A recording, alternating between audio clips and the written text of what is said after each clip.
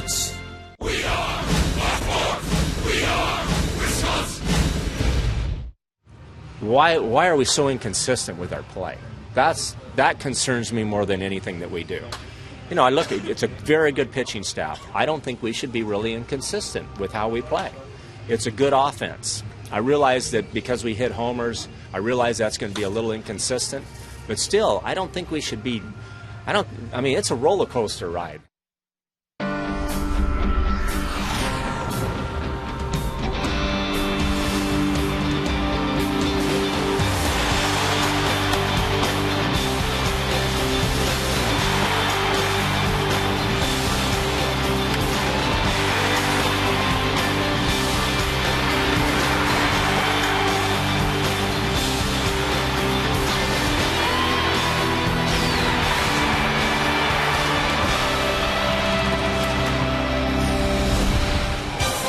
Boy, it's turning out to be a great night for baseball. It's Tampa Bay and Milwaukee, Game 2 of their series here at Miller Park as interleague play continues in Brewtown. The Milwaukee Brewers hosting Tampa Bay and the Rays, 4.5 games off the pace in the AL East. Of course, Milwaukee taking on the top 3 teams in the East in interleague play. Open up tonight's action a half game behind St. Louis, despite the fact the Brewers have lost 6 of their last 8 ball games. And Ron Renicky was just talking about the roller coaster ride the Brewers have been on. Wants that hitting to match some very good pitching so far on the season. One guy who they missed out of the lineup yesterday, Ryan Braun, returns tonight to add a punch to that lineup. He had an upper respiratory infection yesterday, has a 12-game hitting streak going as he enters play tonight. And during that span, he's hit a couple of home runs, 8 RBIs, but batting .340, so he is getting on base, one shy of his all-time hitting streak high of 13 games for Ryan Braun. We'll see if he can match that one tonight. We have a great mound matchup. Zach is on the attack. Zach Greinke against a rookie full of confidence, B.N. Rock. Tell us why.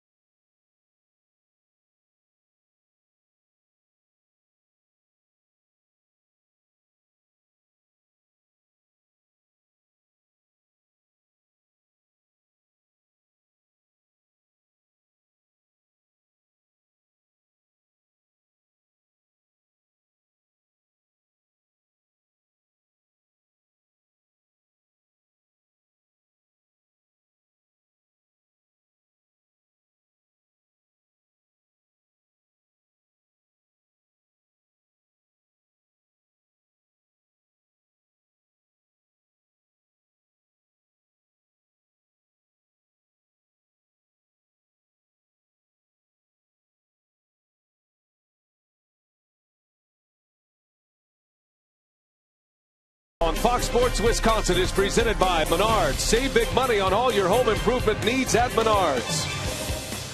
By Triple Hops Brewed Miller Lite. Taste greatness. By AT&T.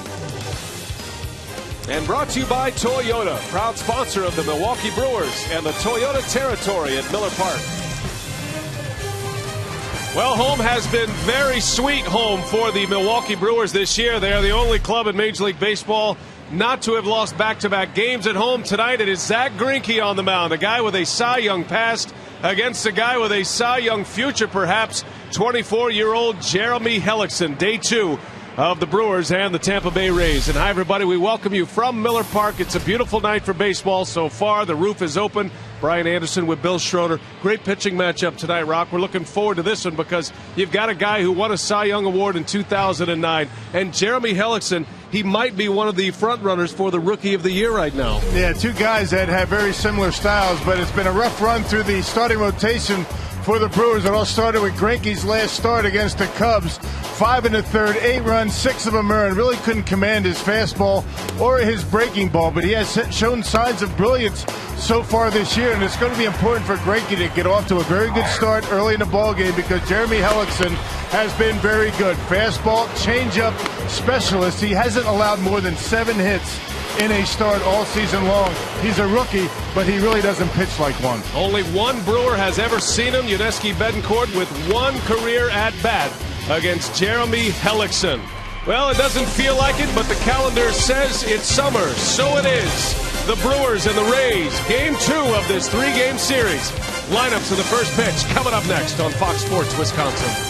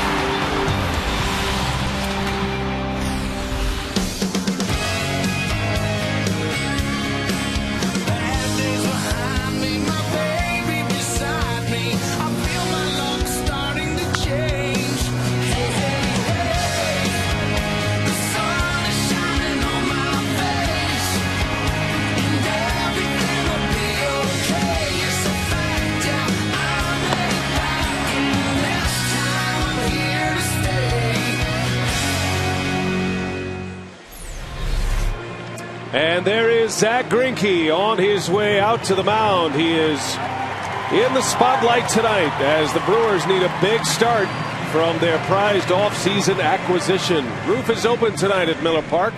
Some thunderstorms around the area. We might see it close up before the night's over. Joe Madden managing the Rays his 6th season. He's already been to a World Series. And he has his Rays playing very good baseball lately. The Rays are 40-33 on the year. They are 4.5 back of the Boston Red Sox in the American League East. Johnny Damon leading off for Tampa Bay. Johnny Damon, Ben Zobrist, and Matt Joyce to start it for the Rays. Tampa Bay winning last night 8-4 behind Jeff Neiman. He beat Chris Narveson last night. The Brewers needing a win tonight to set themselves up for a series victory on Wednesday. It's just a 3-game series. Let's give you the Piggly Wiggly batting order. Johnny Damon, Ben Zobrist, Matt Joyce. Middle of the order is Longoria, Kochman, and Upton.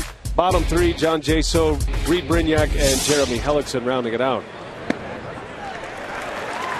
And as Rock mentioned in the open, Zach Greinke at 6-2, but he has not had that signature Greinke moment yet as a Milwaukee Brewer.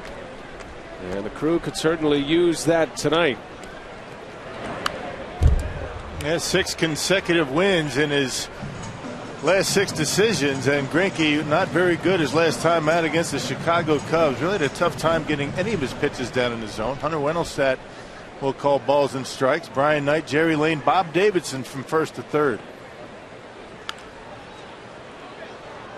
Let's check the defense behind Zach Greinke tonight for Milwaukee. They've committed 44 errors this year. Middle of the pack in the National League. Got Braun, Morgan, and Hart. McGee, Betancourt, Weeks, and Fielder. And Jonathan Lucroy does the catching. The Plains Farm and Fleet defense. Ryan Braun back in the lineup. He was out last night. An upper respiratory viral infection. Says he is not 100%, but he's good enough to go tonight. Yeah, it all started for Brawny back in Boston. He started to have those symptoms and came to a head last night. Good to see him back in the lineup. Johnny Damon wide open in the box. Down he goes. Greinke starts it with a strikeout tonight. Our Farmers Insurance report card on Zach Greinke tonight comes from his pitching coach, Rick Kranitz. I think his slider is really his out pitch, and that's where he gets majority of his strikeouts is on his slider. So his slider a little inconsistent, from time to time this year, but that's when he's really going at his best. Is the command of his fastball and his slider, his 2 top pitches. Well, he was commanding his fastball pretty well against Johnny Damon. That last pitch, outstanding. That was a changeup from Greinke. Well, the ERA not Greinke-like at this point, over 5, but a 6-2 record. And he is hoping to put together a run now that we have hit the 3rd week of June. Sean Markham's start tomorrow is still in question. We'll have more on that a little later. I'd say it's about 50-50 right now whether Markham starts tomorrow's game. No, he wants to start. It's just a matter of whether he should start. And nothing wrong with missing 1 start at the expense of maybe having to go on the disabled list. That is what the Brewers and Markham have to balance out. But Markham does not want to miss his start tomorrow, that's for sure. Ron Renicky ejected for the first time as a Brewers manager last night. As Zobrist waves and fouls one away. Another changeup from Greinke. Frustrated manager in Ron Renicky. He has kept his normal patience and his upbeat demeanor, but you could tell, especially with the comments before the game, he'd like to see this club perform better and a more consistent performance on all facets of the game. As Greinke strikes out Ben Zobrist. A fastball from Greinke, back-to-back strikeouts, both of them called strike 3s. Yeah, that fastball right down the middle. I mean, you can't walk it down there. More splitting home plate in half than that. And Zobrist looking for something else. Maybe the changeup, maybe the slider. So 2 gone. Here is Matt Joyce. Joyce back in the starting lineup. He's one of their better hitters. Joyce 7th in the American League in batting average to start play today, hitting .312. And in his career against Zach Greinke, he is 4 for 8 with a home run. He and Johnny Damon have had some success against Greinke. Damon a lot more at bats than Matt Joyce. A couple of big bats that are no longer here, with the Tampa Bay Rays. I got a piece of Joyce, a hit batter with 2 away. And the fans remembering the scene last night, imploring Hunter Wendelstedt, the home plate umpire, to bring Joyce back. Bob Davidson calling Nigel Morgan back last night after he was hit by a pitch. Well, it's a new day. That's come and gone, and that one not even close, and Joyce not able to get out of the way. That was a double whammy. Got Joyce and Jonathan Lucroy behind the plate.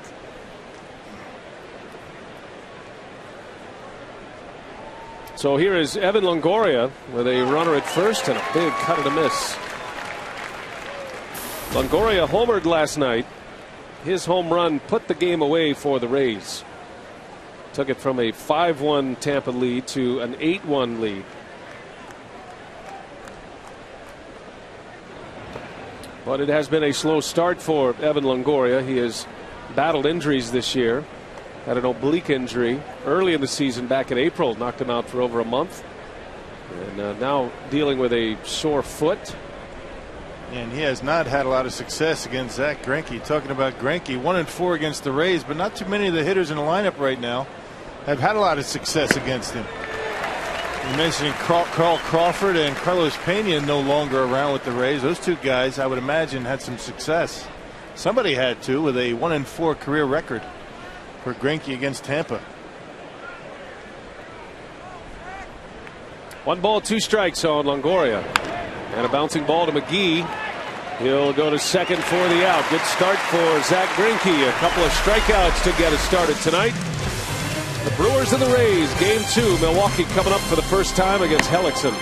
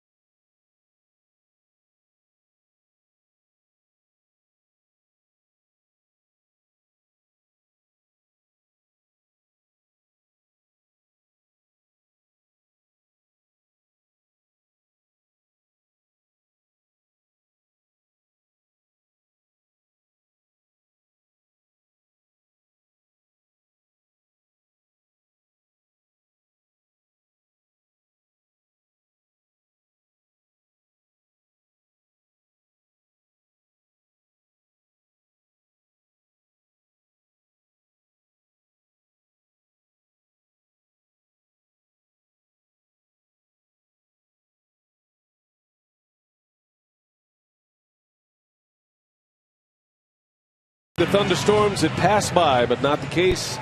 She's closing up. No problem. We'll stay dry here at Miller Park. Ron Riddick's batting order tonight brought to you by Piggly Wiggly. Ricky Weeks, Nigel Morgan, Ryan Braun back in there. Middle of the order, Prince Fielder, Casey McGee, Corey Hart. Bottom 3, Yuniesky Betancourt, Jonathan Lucroy, and Zach Greinke.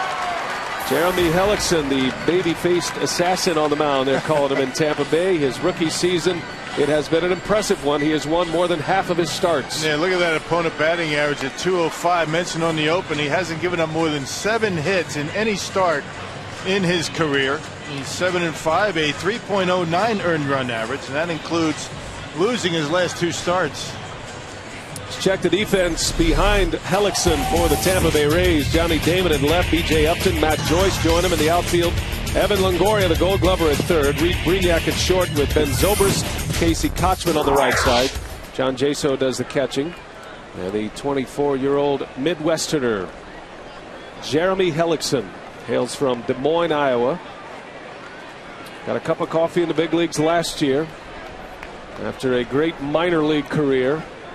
And here he is off to a 7-5 start in his official rookie season in the major leagues. Ricky Weeks will lead off. Only Betancourt has seen Hellickson, just one at bat against him, so this is all brand new for the Milwaukee Brewers.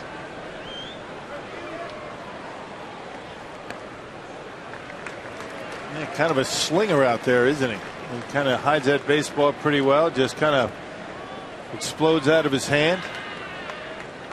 Seems like he hides it pretty good.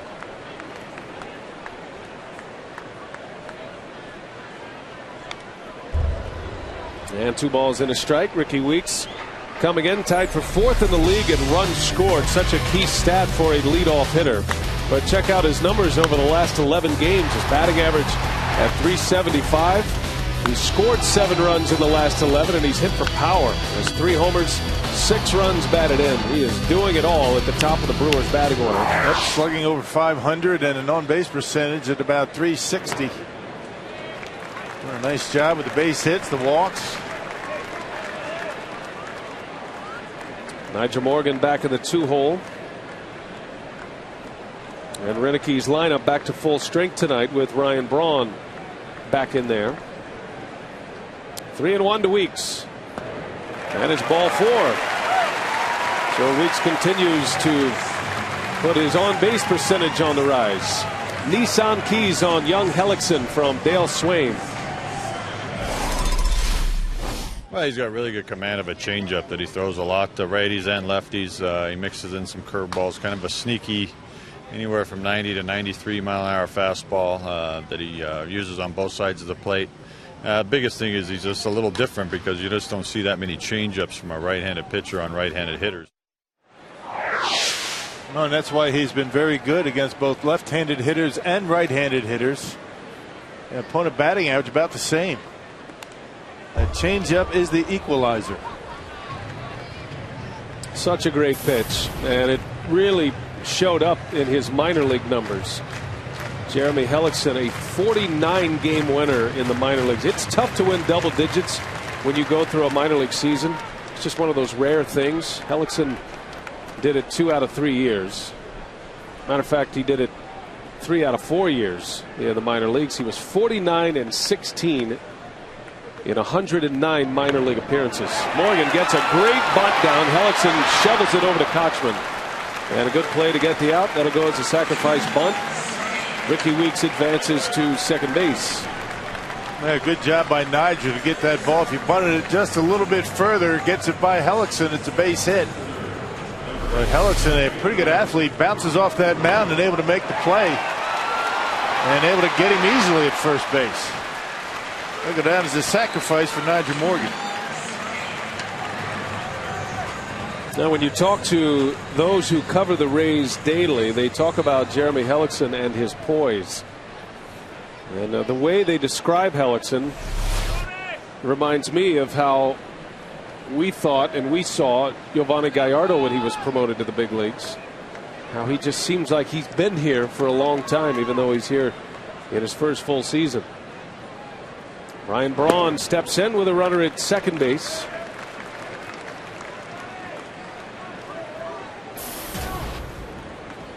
Braun had a nasty viral infection, an upper respiratory infection that he's been dealing with the last week or so.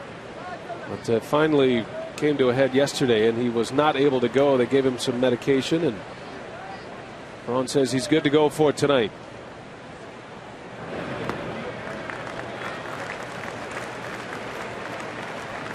Ryan comes in, currently 8th in the league in batting, hitting .310.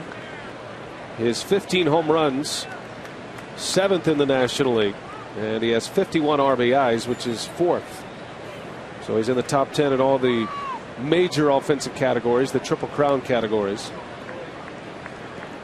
His teammate Prince Fielder leads the league in home runs and runs batted in with 20 and 62. Yeah, Ron Renick saying his offense has been inconsistent, but You know, Braun and Fielder have been anything but inconsistent. They have been as solid as it gets from the beginning of the season. Ryan Braun still the leading vote getter among National League players. At the latest release of the All-Star voting, over 3 million votes for Ryan Braun. It looks like he's on his way to his 4th consecutive All-Star start. I would imagine that Fielder would join him, if not as a starter, certainly as an All-Star at this point. There's the latest release of the voting. A couple of Cardinals are in there. Lance Berkman and Matt Holliday joining Braun in the outfield. 3 balls, no strikes. See if Braun has the green light here, 3-0. He takes ball 4. Hellickson with 2 walks in this first inning. And now Prince Fielder will bat with 2 on. Powerball home run leaderboard, Fielder with 20. Leads the club and the league. He's tied with Matt Kemp of the Dodgers. He had home runs. It's impressive about Fielder. He's been able to keep his batting average over 300. Comes in batting .301 this year. Well, the Brewers hold the #1 spot in the National League by 3 home runs over the Arizona Diamondbacks. The Brewers and Arizona kind of going back and forth, 1 and 2 in the league.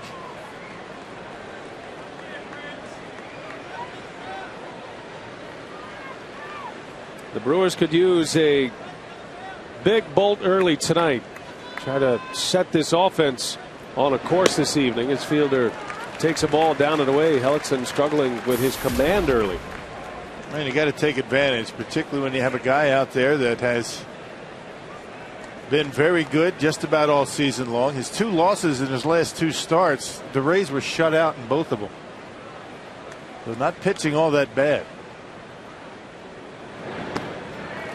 2 balls, no strikes. And really trying to force that changeup. He threw a 2-1 changeup to Ryan Braun. He threw a changeup to Prince right there on a 1-0 count. Jim Hickey, the Rays pitching coach, quick trip to the mound. Jim Hickey was not here last night. We were wondering where he was. As a matter of fact, he had a personal matter back home relating to a fire at his residence, and apparently everything's okay, and he is back as the pitching coach here tonight. Former Astros pitching coach, and he has been alongside Joe Madden for the last few years. So a quick trip to the mound for the pitching coach. Hellickson down 2-0 to Fielder, 2 on, 1 out. The only out, a sacrifice bunt by Nigel Morgan.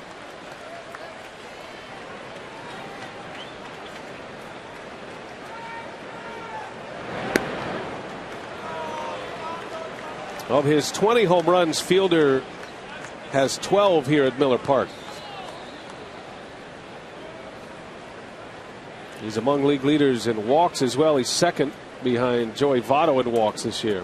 And a number of them have come in the first inning, giving the Brewers a quick lead.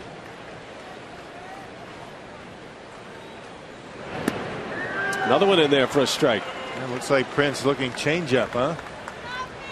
2 fastballs that got plenty of the plate.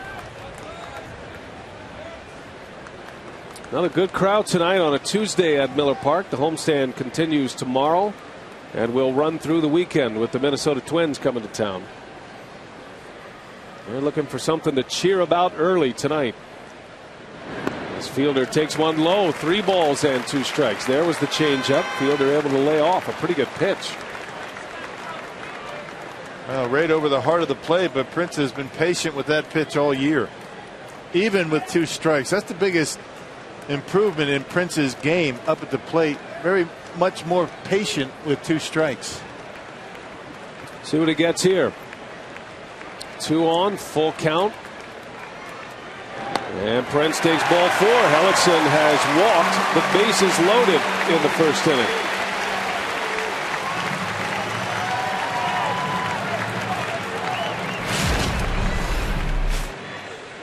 Well, Prince is sitting up there, I think, just looking changeup. First 2 pitches were changeup, then he takes 2 fastballs right down the middle. And then the next 2 pitches, once the count got to 2-2 changeups, Prince laid off both of them. So Weeks, Braun, and Fielder have all walked against Hellickson here in the first inning, and now Casey McGee a chance to do some big damage early.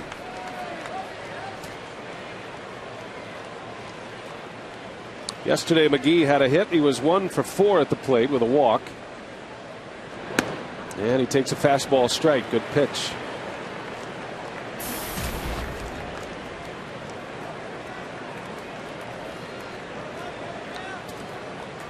See the numbers for McGee, having a down season this year, but Dale Swaim feeling like McGee's turned it around at the plate the last 10 days.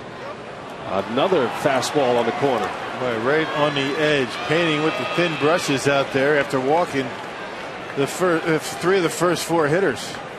Boy, not much Casey can do with a pitch on that outside corner like that.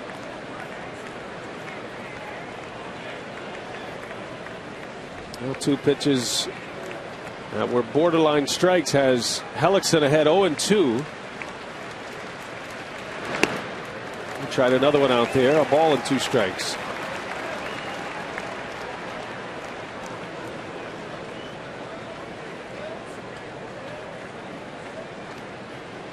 Three walks in the first.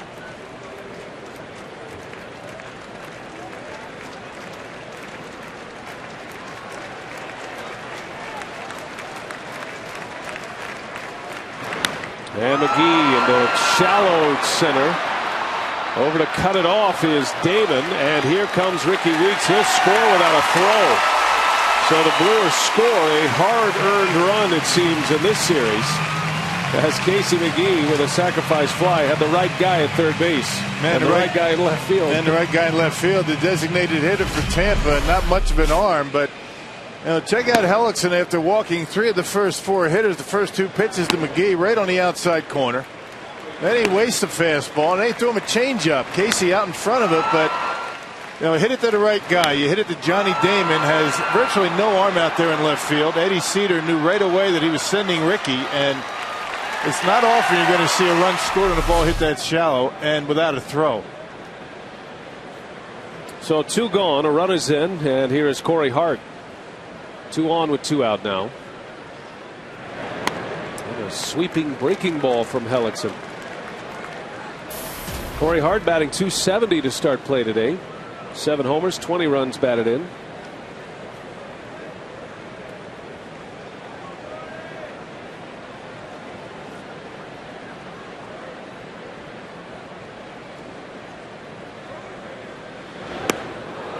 There's that changeup. He's just got such good arm action on that changeup. Out of the same slot, same arm speed as his fastball. He just chokes it off and knocks down the speed. That's a good pitch. And not afraid to throw at the right-handed hitters.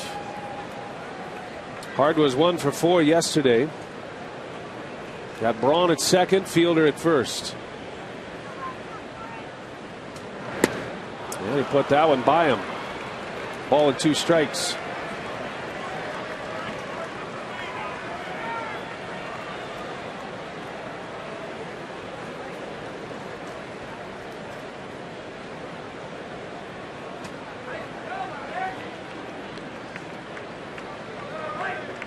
Punching those all-star ballots. Hart, a 2-time all-star.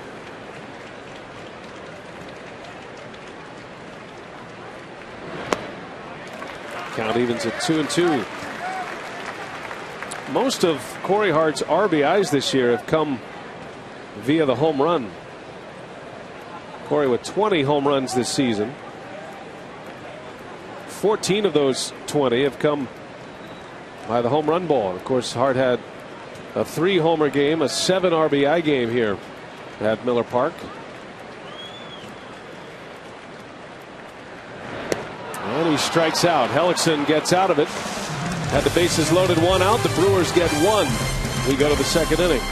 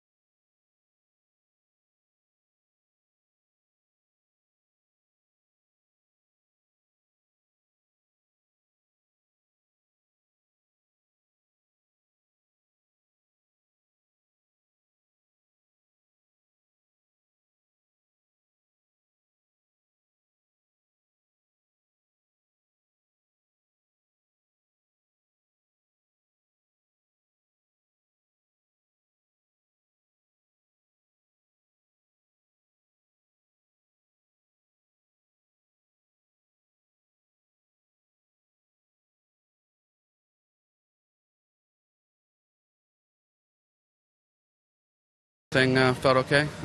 But like I said, we still got to go inside and wait till Dr. Rosh gets here later this evening, and we'll talk to him and see what he wants to do. But everything felt all right today. They didn't trade for me to sit here and watch games, so I'm anytime it's my day to pitch, I want to pitch. I've done it in the past, and I'm going to continue to try to take the ball in my day and go out there and compete.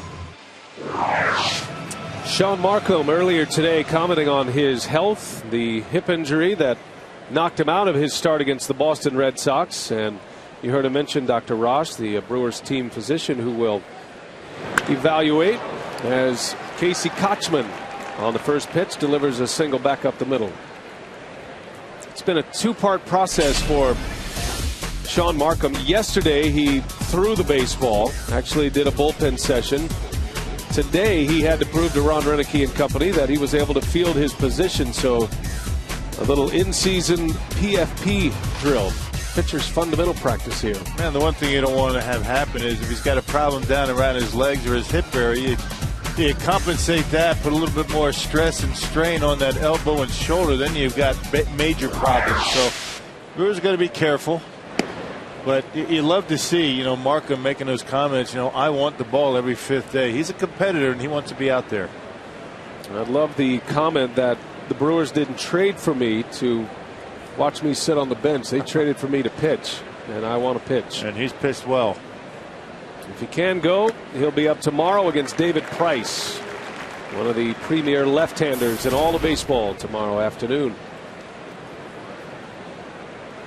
The Brewers get a run in the first inning, had the bases loaded, 1 out. They get a run without the benefit of a hit. 3 walks and a sac fly. B.J. Upton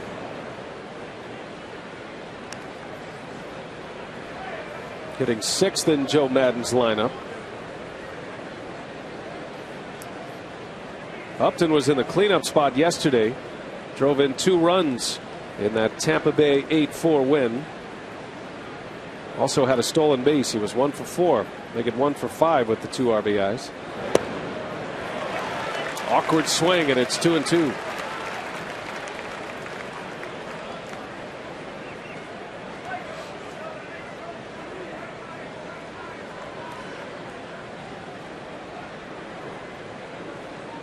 Upton hitting just .218 coming into play. And the Rays really haven't cut their stride offensively, and there's about as low a strike as you'll get. Hey, join friends of the Hank Aaron State Trail and Menominee Valley Partners and bike to the ballpark for the Brewers game on Sunday as part of Green Week at Miller Park. Visit brewers.com/brewinggreen for details. 3 strikeouts for Zach Greinke, and all 3 of the called variety, indicated by the backwards K.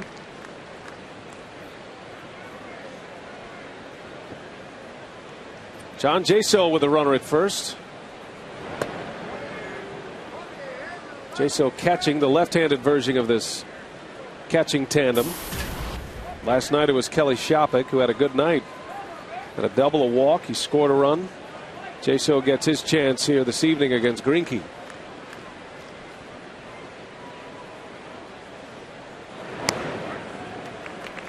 Yeah, still waiting on Evan Longoria and B.J. Upton to really start swinging the bats.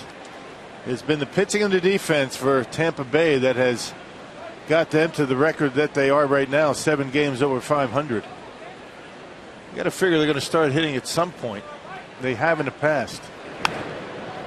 It'll pop up. This is playable for Casey McGee. And out number 2 for Zach Greinke. Now Tampa Bay defensively with just 35 errors. Only the Boston Red Sox have committed fewer errors than the Tampa Bay Rays. But what's interesting about Joe Maddon's club is that he's kind of got a revolving door up the middle. He's got a couple of catchers that share time. He's got a shortstop, a second base rotation going on. Ben Zobrist is the second baseman tonight. He was in right field last night. So there aren't many lockdown positions for Joe Maddon at this point. Longoria is going to play every day. Kochman has emerged as the everyday first baseman. It's ordinarily got a lot of you don't have much continuity up the middle, and ordinarily teams that have guys moving in and out at short and second, they're not going to really be able to work all that well together. But these guys have worked hard and they've done the job. There is tomorrow's starter, David Price. Reed Brignac is part of that revolving door in the middle infield with Sean Rodriguez. Elliott Johnson was the starter at shortstop last night, and none of them hitting all that well. Zobrist is the best offensive weapon up the middle. Well, he'll end up in right field occasionally. Brignac hitting just 181 this year in 144 at bats.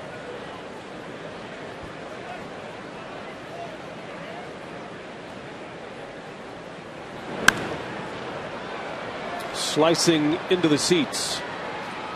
And once you get down to the 6th spot in the batting order for the Rays tonight, nobody barely over 200. Upton at 217, Jaso 215, and Brignac, as you mentioned, a $180.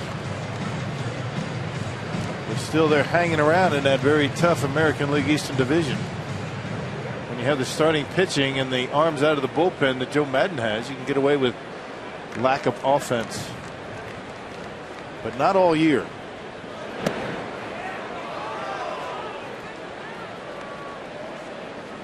There's been so much talk about Yuniesky Betancourt in Milwaukee and his offensive numbers, his batting average and his on-base percentage. Betancourt hitting just .228.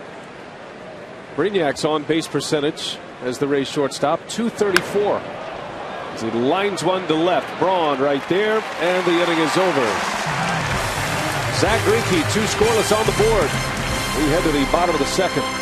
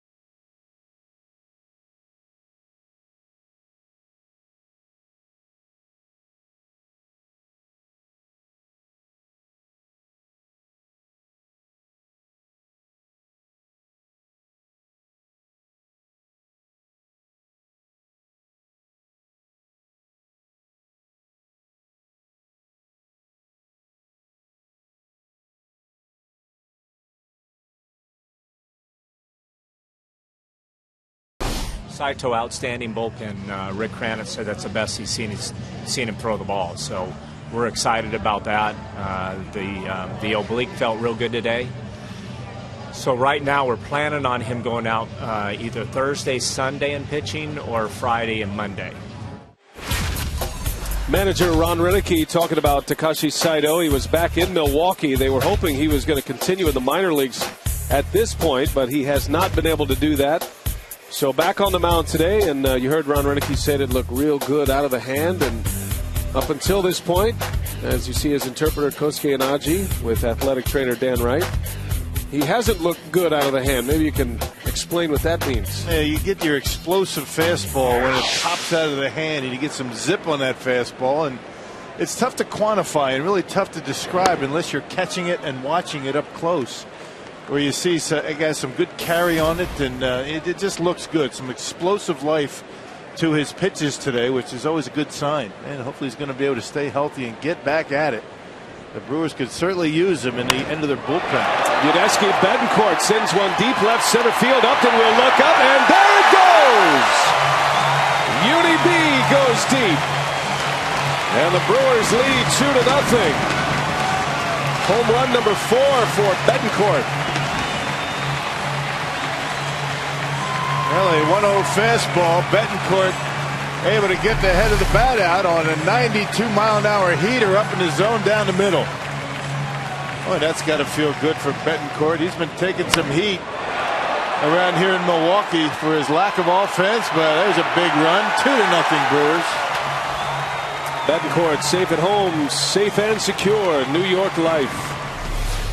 And a solo home run to start the second inning. The Brewers get a run without the benefit of a hit in the first inning. And their first hit is a long ball from Betancourt as Lucroy takes strike one. Well, there is no question the Brewers need production out of their shortstop. And Betancourt has done a nice job defensively, and Ron Renicky has stood behind his shortstop.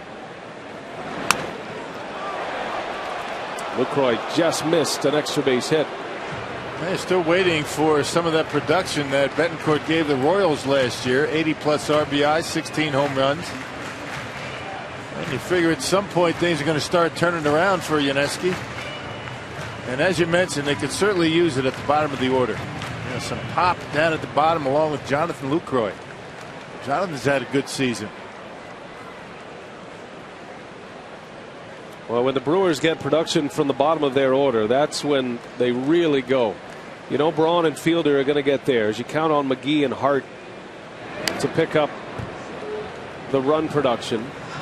And it's all set up. The one piece to the puzzle is at the top of the order in Ricky Weeks, who is a big-time run producer. So when you get success from the bottom of the order, guys like Betancourt, Lucroy, the pitcher, like we saw last year with the pitchers having success at the plate, those guys get on base, can really create an opportunity for Ricky Weeks to be that big run producer. That's right. Ricky Weeks was flirting with 100 RBIs last year at the bottom of the order, getting it done. And when Ron Renicky talks about inconsistency in offense, he's talking about the bottom half of the order. The top half has not been inconsistent at all. An RBI tonight from McGee and a home run from Betancourt.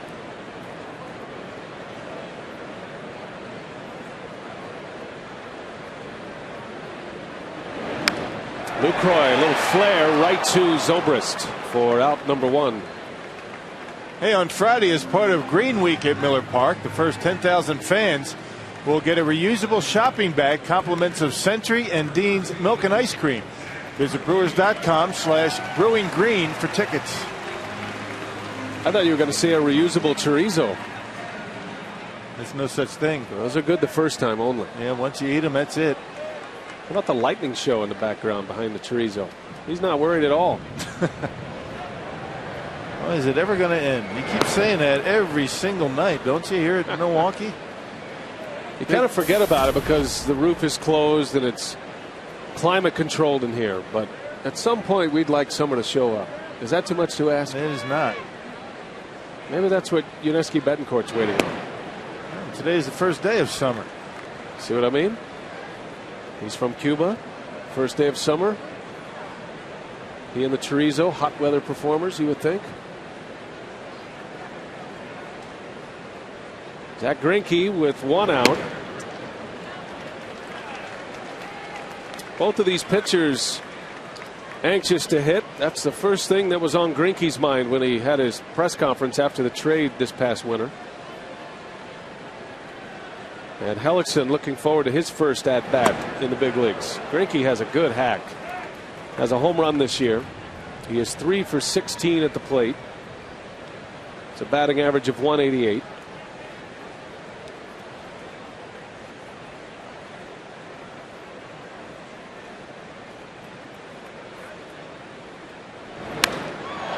In the air to center. Back is B.J. Upton. And he's got it for the out. Second out of the inning. And back to the top of the batting order with Ricky Weeks. How good has Ricky Weeks been this year among second basemen? Check out the ranks. This is across both leagues now. First in hits, first in runs. He is tied for first in home runs with Robinson Cano of the Yankees. Second in slugging percentage, third in on-base percentage. Just huge numbers, not just from the second base position. Remember, Cano hits behind all of those great hitters in New York. He hits fifth for the Yankees. And believe it or not, in even a better hitting ballpark, Yankee Stadium, than Miller Park. I'm going to keep beating this drum until the last minute. He deserves to start that All-Star game for the National League. And no question about it. Right now, Brandon Phillips is the vote leader. The ballpark voting here at Miller Park ends Friday. You can continue to vote online until the 30th of June. Ricky closed that gap significantly. All those Brewers fans making their votes heard this past week. Weeks is about 200,000 votes behind the Reds' second baseman. Yeah, not insurmountable. And no second baseman has had a better season than Ricky Weeks. Well, his last 2 years have been terrific.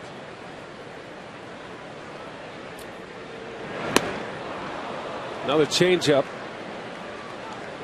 1 ball, 2 strikes on Weeks. Yeah, Helix is not afraid to throw that pitch either, is he? I mean, he's thrown 3 in a row already tonight. He doubled up on a changeup right there to Weeks.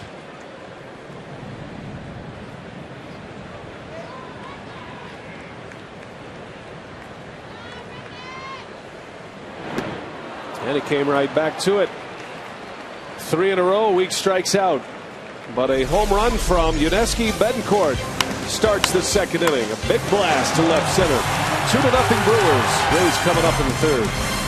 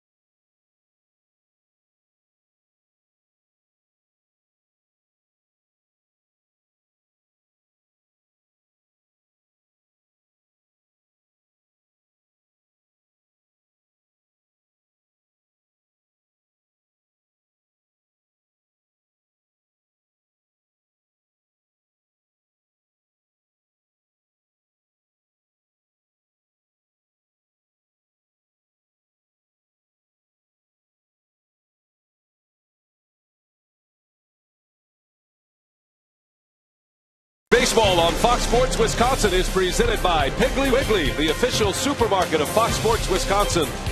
By Ho Chunk Gaming Wisconsin, your ticket to more. And by Subway. Try our $5 featured footlong of the month. Subway, where winners eat. Off and running here in the third inning at Miller Park. The Rays batting. Kids playing some video games. The age-old tradition. Go to a big league game and go immediately to the gaming center. Just like when you grew up, Rock. Oh, yeah. They got the Wi-Fi. Do they have that here at Miller Park? I know they have it in Boston. I mean, the fans can, get their computers out and, surf the net. Absolutely, they do. Very user-friendly here at Miller Park as Greinke strikes out Hellickson, and his much-anticipated at-bat ends up as a K. That'll bring up Johnny Damon, who had some thoughts about facing Zach Greinke tonight. 3+ pitches. You know, his fastball, he can reach up to 96. His curveball, he throws at 2 different speeds, and his changeup is really good. You know, you never know what to expect. I was just watching video on him, and you know, the counts when he threw me the fastballs were a lot of times I was looking for the off-speed pitch and vice versa. So you as a hitter, you're pretty much going up there playing a guessing game with him. When he gets wrong his first time up, because Greinke struck him out looking on a pretty good pitch. There's that changeup. How about Greinke pulling a string? I'm not sure if that's a slider or changeup, but it's taking a little bit off of it. 86 miles an hour. 0-2 to Johnny Damon. 1 ball, 2 strikes. You hear those comments from Johnny Damon, you'd have thought he'd never had a hit against Zach Greinke. But he is 8 for 26 in his career against Greinke. It's over 300. Missed with a changeup. Those are the career numbers against Zach Greinke. That there is what we call sandbagger speak. You got to be nice. You want to wake up a sleeping dog, right? He's pumping him up. He has some success. You keep telling him how good he is. Not tonight so far. Greinke has struck him out twice. 5 strikeouts for Zach Greinke. And that leads us to our carsoup.com email the booth question. Is Johnny Damon a future Hall of Famer? Peter wants to know. That is a great question. Man, it is. I mean, you asked me that off the air in yesterday's ball game, during yesterday's game, and you know, and first response would be no, but then you dig into his statistics. I mean, he has a chance to get 3,000 hits. I mean, he's going to have to play a few more years, but still in all, he's had a tremendous career, and he's won 2 world championships. I mean, that has to account for something. Well, he'd probably have to play 2 more seasons after this one. If he stays healthy, continues at this pace, he could push 3,000 hits. You see his career batting average is 287. And the 1,000 RBI plateau. I mean, not many guys get to 1,000 RBIs in their big league careers. And you're going to see a few more guys, if they're able to stick around long enough, to be able to do it more these days, because offense is up quite a bit more than it was back in the past. But still in all, 1,000 RBIs and hitting almost 290. It's been a good career. He is a 2-time All-Star. Been on a World Series team. He was with the Boston Red Sox in 04 with Dale Swaim in that championship year, bringing a title to Boston.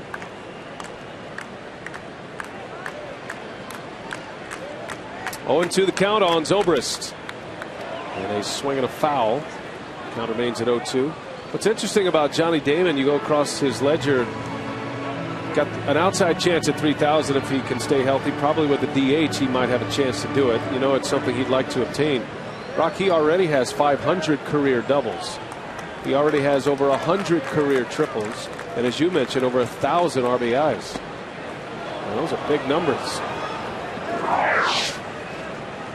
So he is on a list. You see the doubles, triples, homers, and hits. He's already on this list.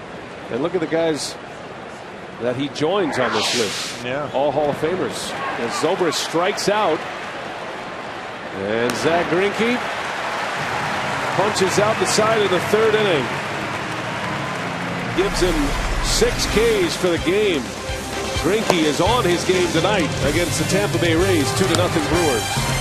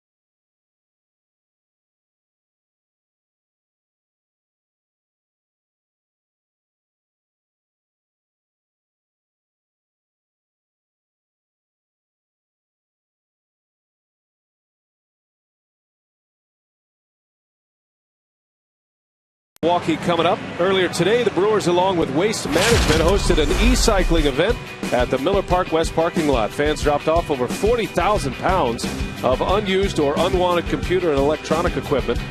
This event was free, and all permissible electronics were accepted in any condition. And in return, the first 500 fans at the event received a buy one, get one free Brewers ticket offer. So e-cycling. Get used to it, be a part of it, and we tip our hat to Teddy Werner of the Brewers front office. It was his idea. There's Teddy doing some of the heavy lifting today. Unusual for him. And it's been a great event, been a great week. Yeah, well, that printer that they showed is in better shape than mine back at home. Maybe I should have been here and picked through some of that stuff. 2-0 Brewers as Nigel Morgan leads off. Jeremy Hellickson back on the mound, starting his third inning. There's a serious lightning show outside Miller Park.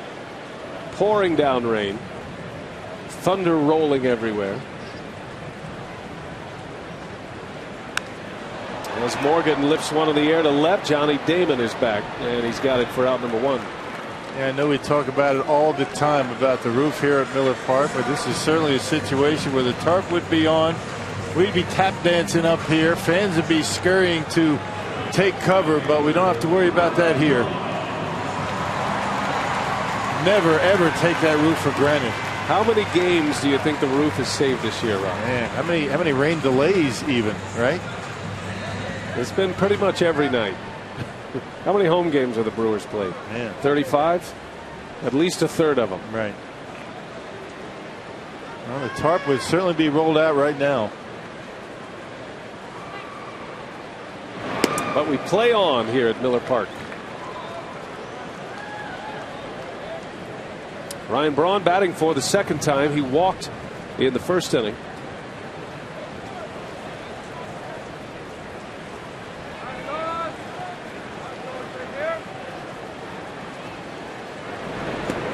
And a breaking ball from Hellickson.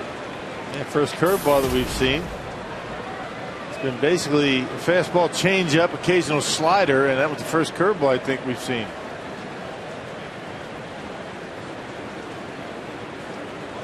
Ryan Braun walked in the first inning. There were 3 walks in the first. Brewers got a run without the benefit of a hit. It was a Casey McGee sac fly. There were 2 sacrifices in that inning to go along with the 3 walks.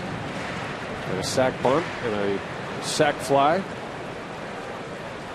Betancourt with a leadoff home run in the second.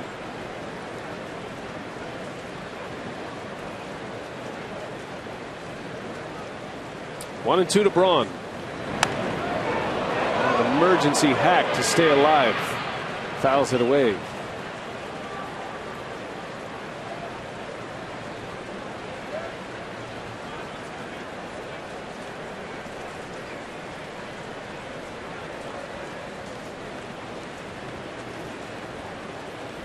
Betancourt with his 4th home run of the season.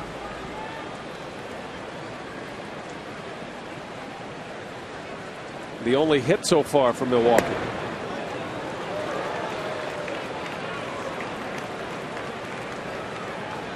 It's hard to figure you've only given up 1 hit and you're down 2-0 if you're Jeremy Hellickson.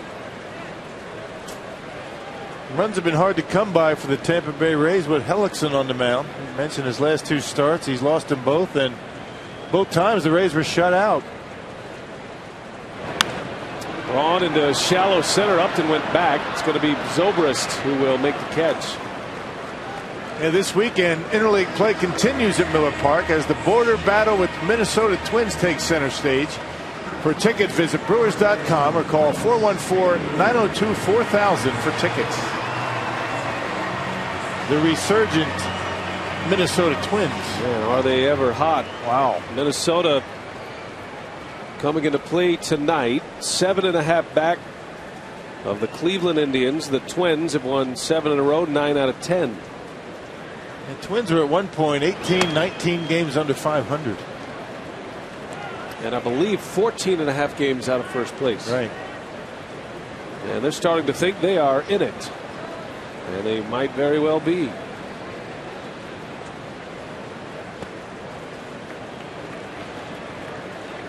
Fielder facing Hellickson for the second time. He walked in the first. Worked the count full. Hellickson threw him some pretty good changeups. Fielder didn't chase.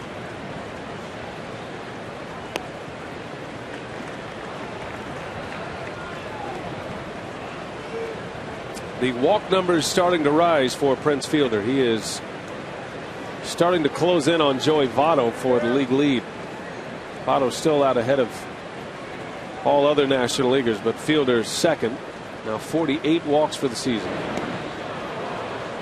Threw him a 2-1 changeup. And Ryan Braun not far behind him at 38. 38 walks for Brawny. 48 for Prince. Joey Votto leads the league with 56 walks for the Reds. And you figure both of those first basemen will be in Phoenix for the All-Star game. Votto is the reigning MVP.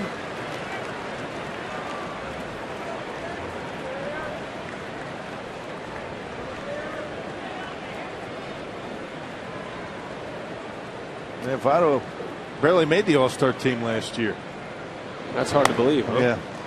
There's another walk. So Prince draws his second. And anytime Fielder is walking a lot, it puts that much more pressure on the man behind him. Casey McGee back in there. Casey did drive in a run with a sac fly his last time up. Man, pitchers not willing to throw Fielder strikes. You know, with first base open, 2 outs, nobody on or not. And you got to tip your hat to Prince. He's not chasing him, not throwing him strikes. He's taking them and taking his walks. That's why he's at that 300 mark with the batting average. Not getting himself out on pitches out of the zone.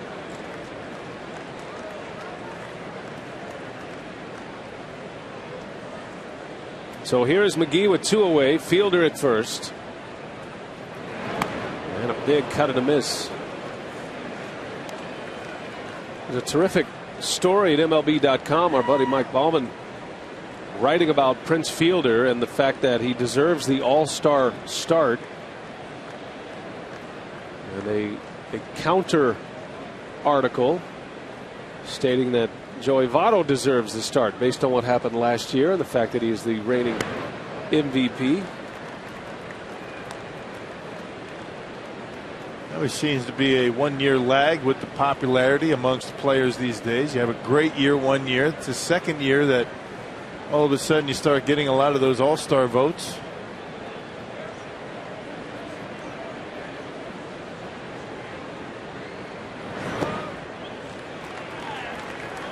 And sometimes when you have the kind of a career like Chase Utley's had, I mean, each and every year, you know, having big offensive seasons, even with Utley being out the majority of the season so far, he's third in the league in second baseman All-Star voting. He has barely played at all. Right. Missed a lot. That's the popularity of players, the name recognition.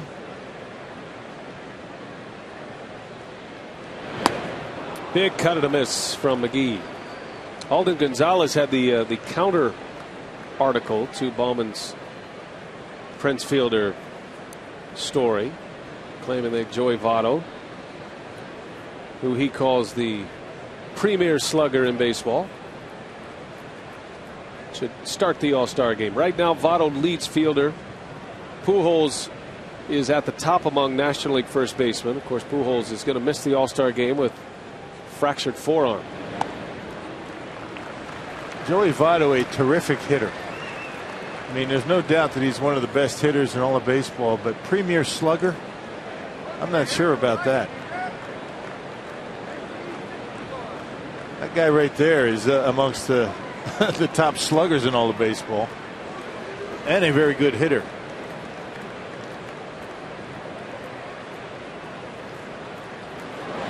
Fielder takes off. McGee in the air to center, and that is that. So Casey worked it full. He flies out, inning over as we head to the fourth.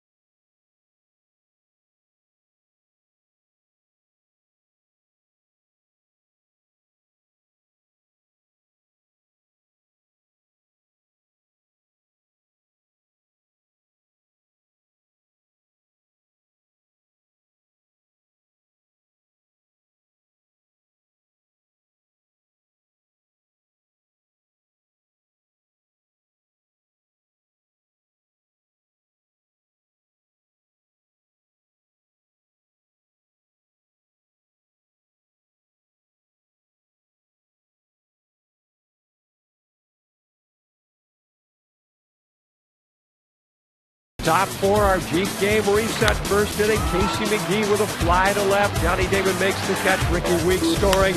Yuniesky Betancourt. A little thunder inside the stadium with thunder booming outside. 2-zip. And Zach Greinke outstanding. 3 scoreless innings, 6 strikeouts. Johnny Damon bends over his caught looking. Zach throwing his A game so far, guys. Striking out the side in the 3rd inning. Greinke with the 6 Ks. Only 3 outs make it 4. It could have been 4 as that one's going to bounce off fielder's glove. Prince is having a rough time at first base right now. He is in a defensive funk, to say the least. That is going to be an error on Prince, which will be his 5th. Yeah, that was about as easy a play as you'll see at first base. Greinke was getting over there to cover first and just rolled up the glove off the heel of the glove and an E3. The defense has been a bit shaky for the Brewers in this stretch, starting with the last road trip. 2 errors last night. The Brewers committed errors in all 3 games of the Boston series.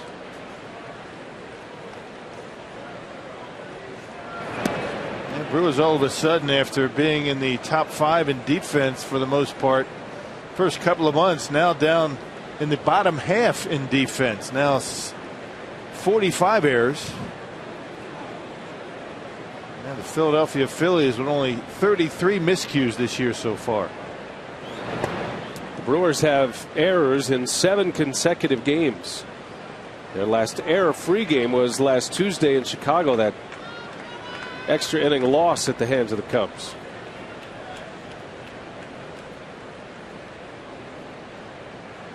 Well, it brings Longoria to the plate, representing the tying run.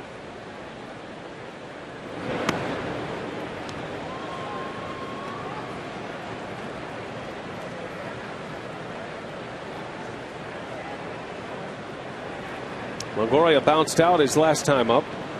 A fielder's choice to end the inning.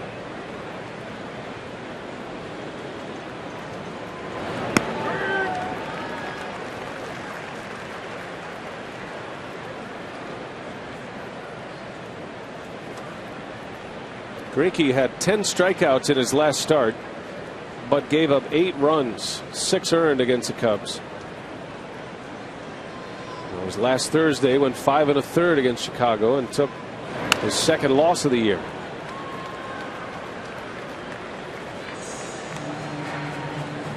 Well, before that, Greinke had 4 consecutive very good starts, games in which he was able to pick up a win in each.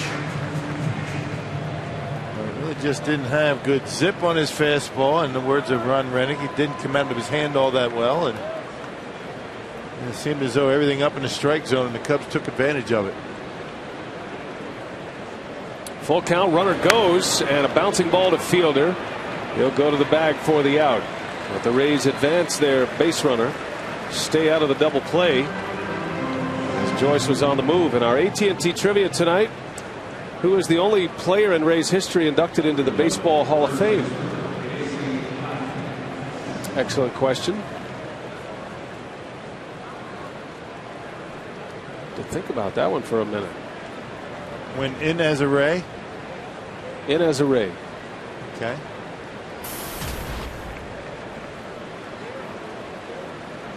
Franchise that began in 1998. Bouncer out to Ricky Weeks. Nice easy hop for him. Kochman retired. Matt Joyce ends up at 3rd base, but 2 men are out here in the 4th. Kochman has seen 2 pitches against Greinke tonight. He singled his last time up. Now a 4-3 ground out. Inning should be over. Greinke still works with a runner at 3rd base.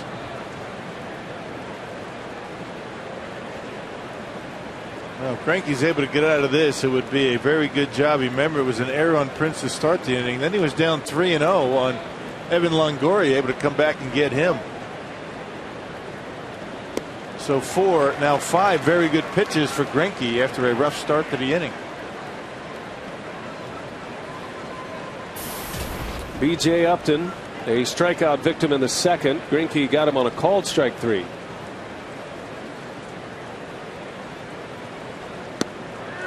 And it's 0-2.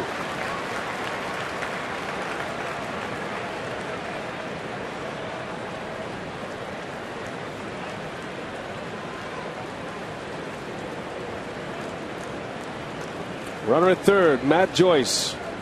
Greinke trying to work around an error to start the frame. And a good play over there from Jonathan Lucroy. Joyce was ready to run. He was anticipating a pitch in the dirt. And had that big secondary lead. Well, that's what to do with third base, you know, especially when you have a guy like Greinke who likes to throw that slider in the dirt with 2 strikes. Get a little bit extra lead and get a couple of steps as the ball is on its way to home plate. Gets away, you get a chance to score.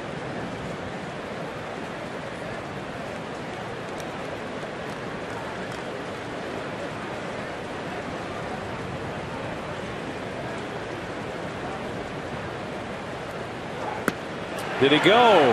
They'll ask. No, he didn't. Brian Knight says Upton checked his swing. You be the judge.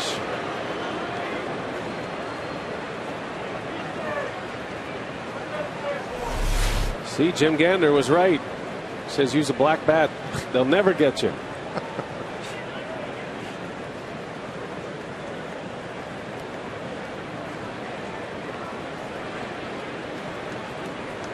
Two outs in the inning. Runner at third base. 2-0 Milwaukee. And down he goes. Greinke strikes out B.J. Upton. Again, he got him looking. And 7 strikeouts for Zach Greinke.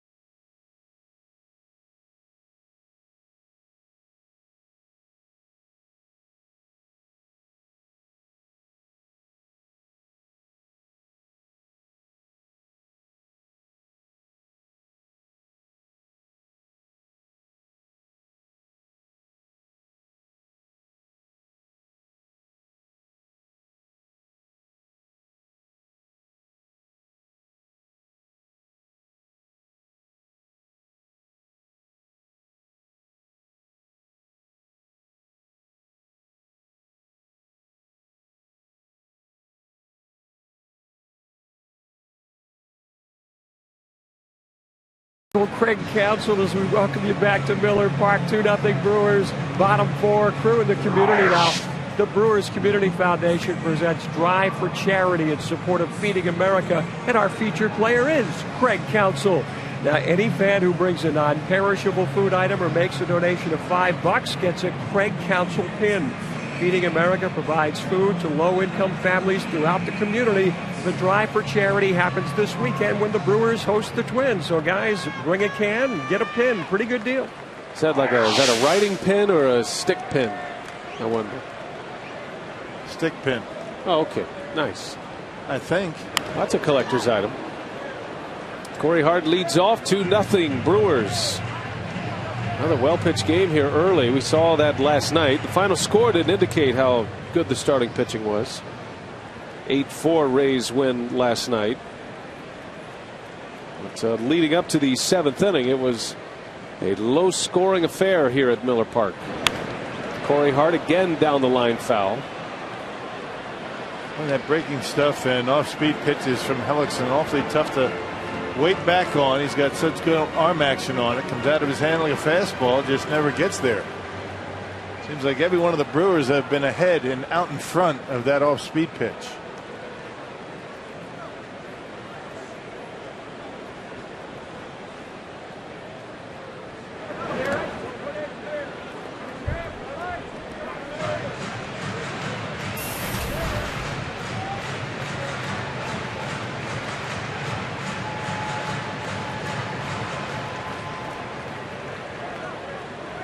Hart struck out with the bases loaded in the first inning. Brewers got one in the first on a McGee sac fly.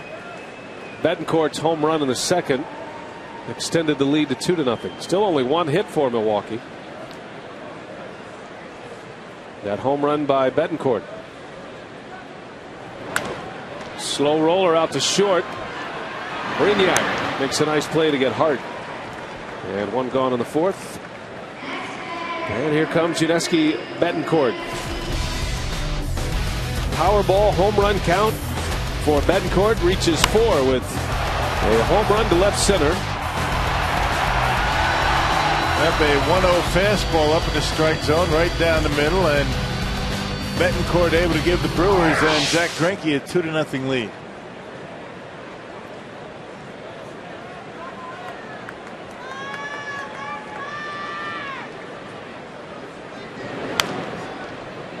Now Betancourt yesterday with 2 hits and 2 runs batted in.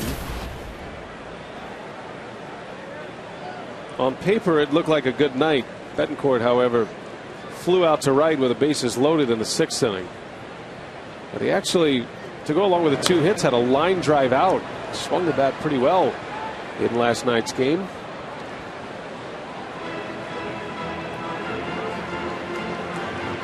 And not much went right for the Brewers in that 6th inning last night. Had their opportunities to not only tie it up, but go ahead. That controversial call on Nyjer Morgan when he got hit by a pitch. Bob Davidson brought him back. Morgan ended up striking out. And Dale Swayman and Ron Redicky promptly tossed out of the ball game. But the Brewers, after all of that, were in a position to take the lead in that inning. They had bases loaded and 1 out. But Neiman got through it. And then the Rays scored 4 runs in the next half inning in the 7th. It's Betancourt, a little lazy fly ball out to Johnny Damon. Out number 2. And speaking of that situation last night, not the hit batter that was called back. There was another rule book question last night. You might remember Sam Fold went out after he pinch hit. He went out to pitch. He warmed up. And then was taken out, and Joe Madden brought in his reliever, the guy he wanted in the game in the first place. But he wasn't ready out in the bullpen yet. He was not ready to come out and take his warm-ups. It's interesting that after all of that, there's been some talk that Sam Fold stated he was injured, which he was not, just for clerical purposes. Joe Madden did tell us today, he told the media that he made a mistake last night, and he was in contact with Joe Torre, and had they gone by the letter of the law, Sam Fold should have had to have faced 1 batter last night. 1 batter once you're established on the mound as a pitcher. Lucroy with a base hit. So a 2-out single from the Brewer catcher.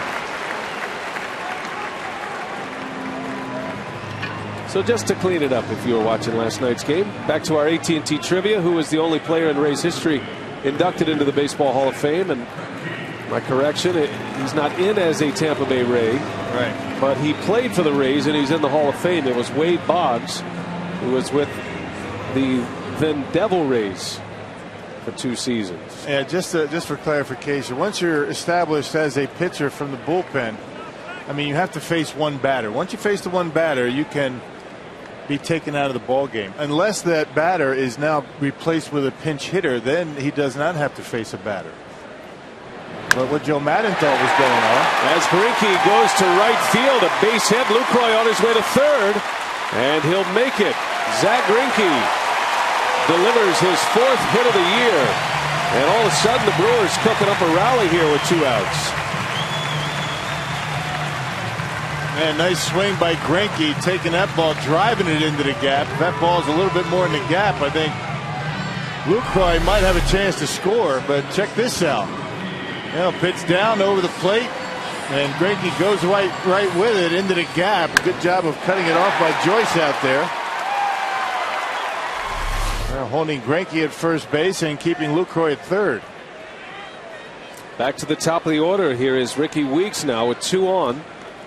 2-0 Brewers. Back-to-back hits for Milwaukee. At some point, we'll be able to finish this story. We'll wait.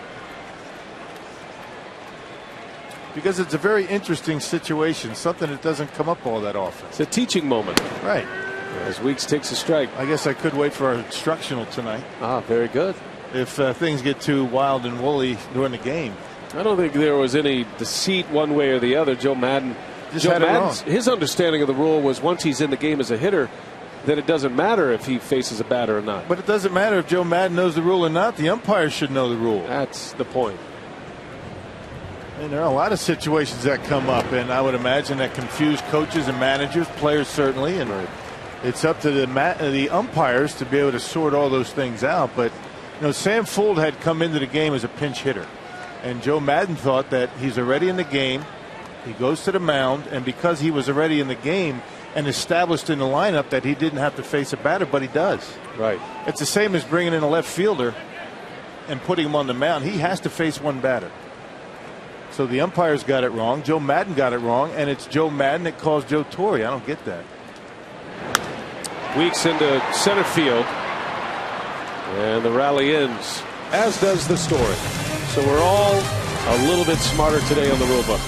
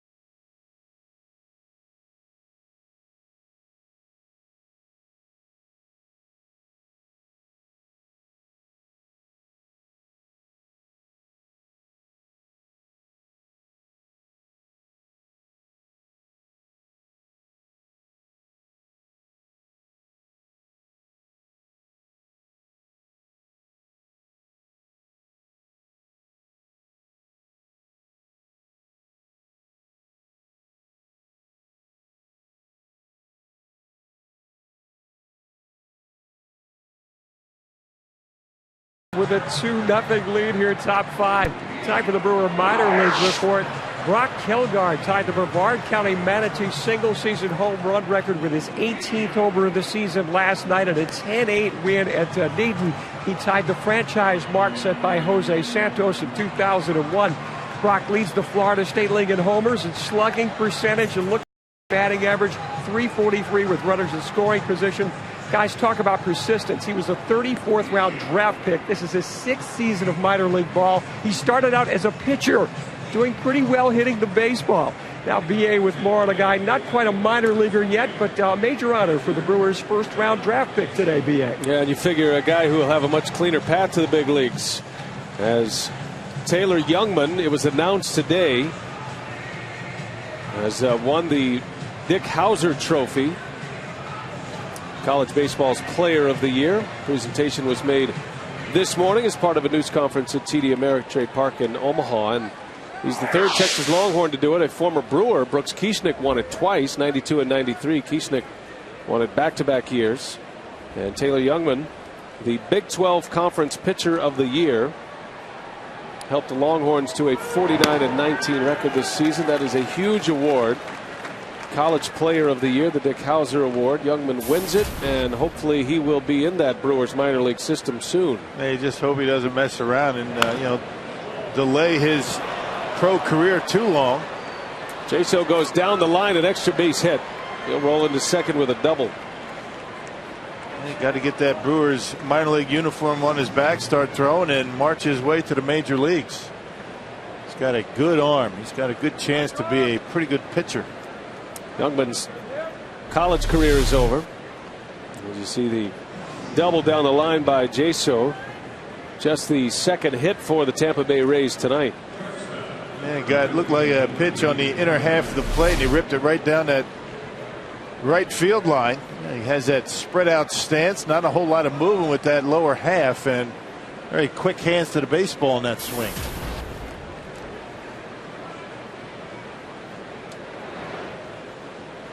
Tying run at the plate once again for Tampa Bay. Greinke faced 3 batters representing the tying run last inning. Retired Longoria, Kochman, and Upton to end the inning. Zach with 7 strikeouts. At the bottom of the order here with Brignac. And the pitcher spot due up next.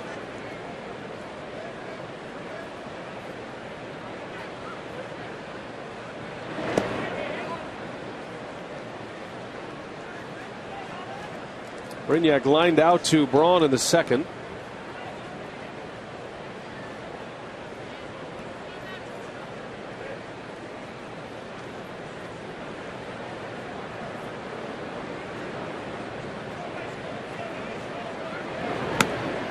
A key hitter in this inning.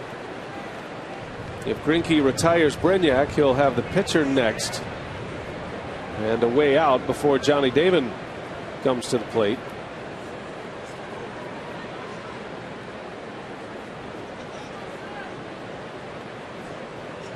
Seven strikeouts, no walks. Greinke has hit a batter right off the end of the bat of Brignac. We have 2-0, an off-speed pitch, and Brignac way out in front. A little nubber off the end of the bat. Well, Greinke's got good command of his off-speed pitch tonight. He's thrown some change-ups. He's got a good tight slider, and he's been locating his fastball extremely well so far.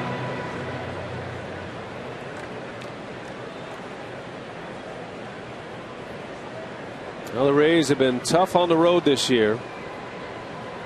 Tampa Bay 7 games over 500. They've done all of that damage on the road. They're at 18-18 at home at the Trop in St. Pete, but they are 7 over on the road. They're 22-15. And they hit about 30 points higher on the road than they do at home. Kind of unusual. Tampa Bay has won 6 of their last 8 road games. So you have a matchup here, one of the better road teams in baseball against the best home team in the National League, the Milwaukee Brewers. Just 25-10, only 10 losses at home this year. And the Brewers, the only team in baseball yet to lose back-to-back games in their home ballpark. And they're trying to fight that off here tonight again. Full count. And Brignac in the air. Braun will give it a chase. Fair territory. He's got it. That's a big out for Zach Greinke. And a low-scoring game. Now the pitcher coming up.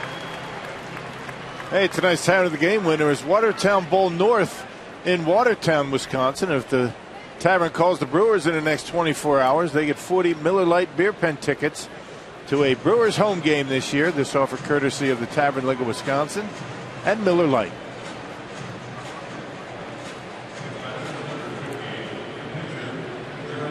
Jeremy Hellickson will bat for the second time. He struck out in the 3rd inning. Greinke struck out the side in the 3rd. And his first time at the plate since high school. It's been 6 years since Hellickson had a bat in his hands in a game.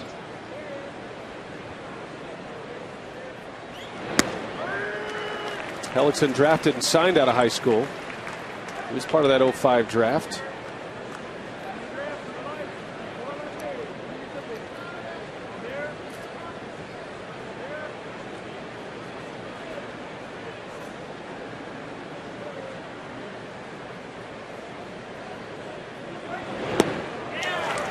That's almost unfair. Greinke a good hammer, and he gets Hellickson in an 0-2 count. It's all right to throw off-speed pitches to your opposing pitcher. Just make sure they're down and off the plate. You don't want to hang them. You're doing a pitcher a favor throwing a pitch like that. Good location by Greinke. Another breaking ball. Hellickson able to foul it off. Breaking balls down, fastballs up, and ordinarily you're going to be able to get the opposing pitcher. It's when you make a mistake with a breaking ball, leave it down the middle of the plate, that's when you find yourself in some problems.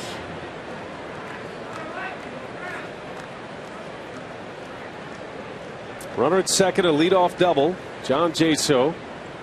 Greinke trying to make quick work of his mound opponent Hellickson for the second out, and he does so.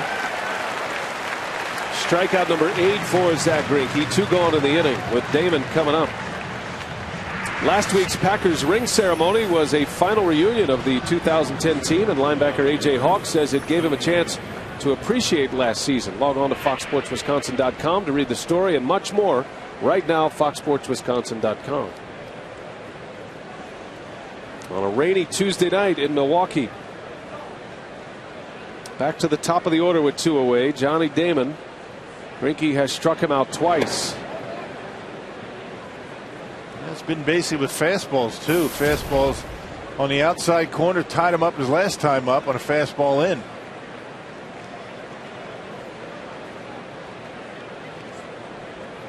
Damon with 8 home runs, 33 driven in. Normally the Rays' designated hitter, forced into action in a National League ballpark this week, which lightens the Rays' defense.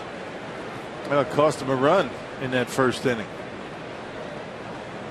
There's a fly ball to left with the bases loaded. I mean, shallow left at that. And Damon didn't even bother making a throw. Casey McGee benefited from the poor throwing arm of Johnny Damon. He's never had a great arm, but now that he's in the DH role, it's not even something that he is working on at this point.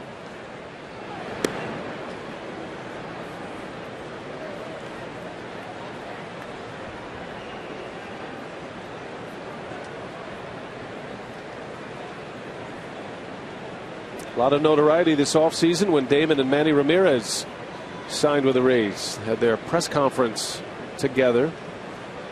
Ramirez out after the first couple of weeks of the season. Damon remains and a big part of this team.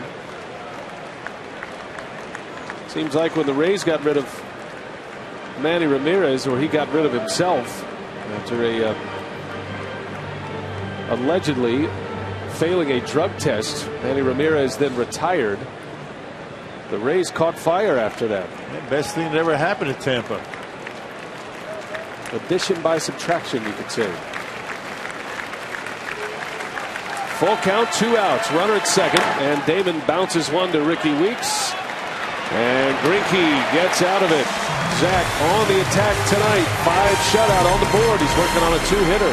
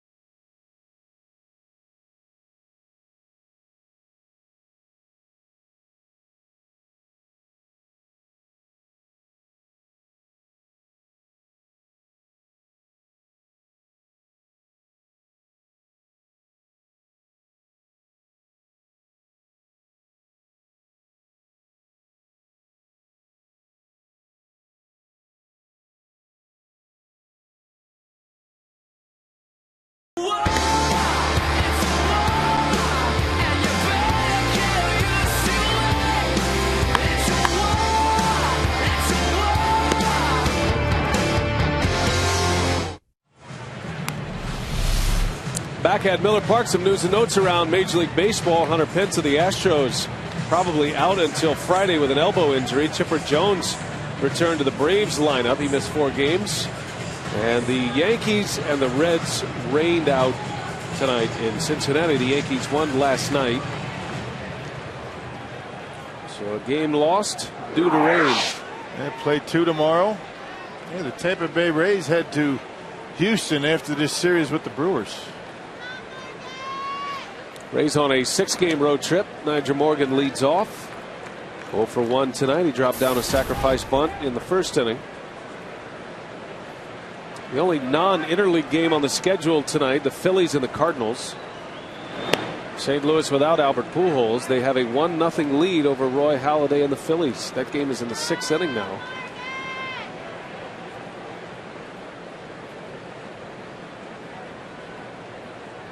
Kyle McClellan pitching for St. Louis. There's a bunt, and they're going to let it roll. It just got on the lip and rolled foul.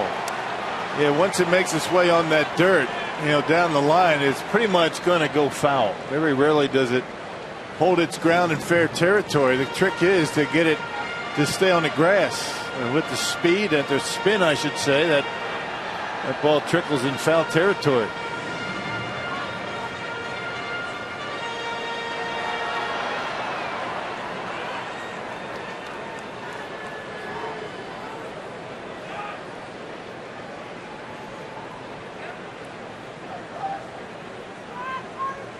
One and 2 on Morgan.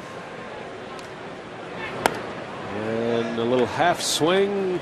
He checked it, says Bob Davidson. 2 balls, 2 strikes.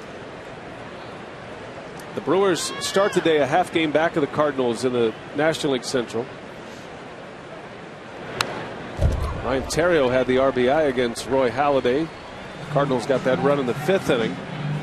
So it's 1-0. Kyle McClellan and Halladay hooking up in St. Louis.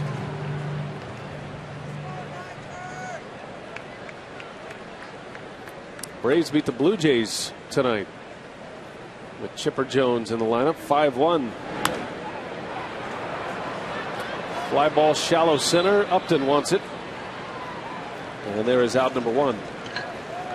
We remind you, you can vote for your favorite Brewers for the 2011 All-Star team, and you'll be eligible to win great prizes, including a night in Ryan Braun's suite with a visit from Ryan himself.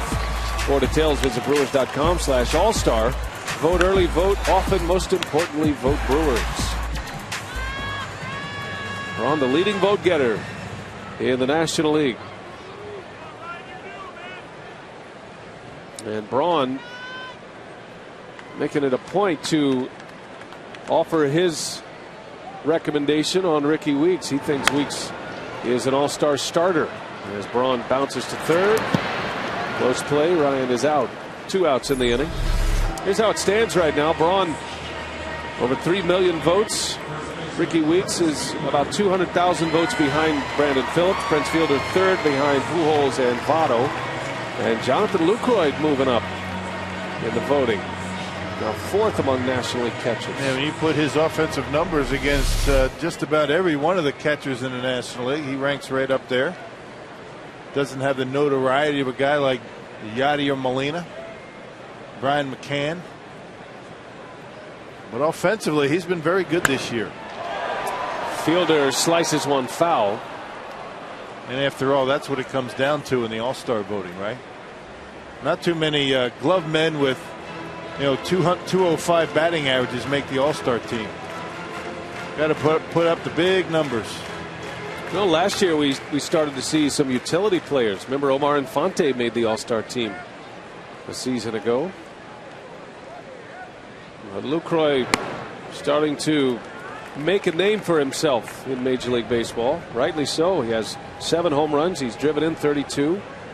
So the offense is there. I think what he's done behind the plate has been as impressive. Yep, he's really come a long way in blocking pitches in the dirt. Getting more and more comfortable with the pitching staff.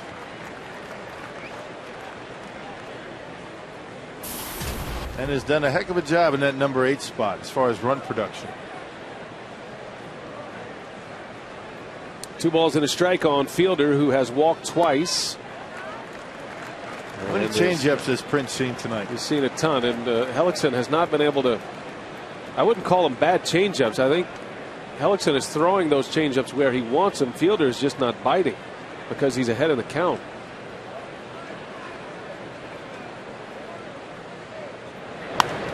Oh, he let one get away. Fielder pops it a mile high. Longoria was way over on the shift. He'll run it down in a 3-up, 3-down inning for Jeremy Hellickson.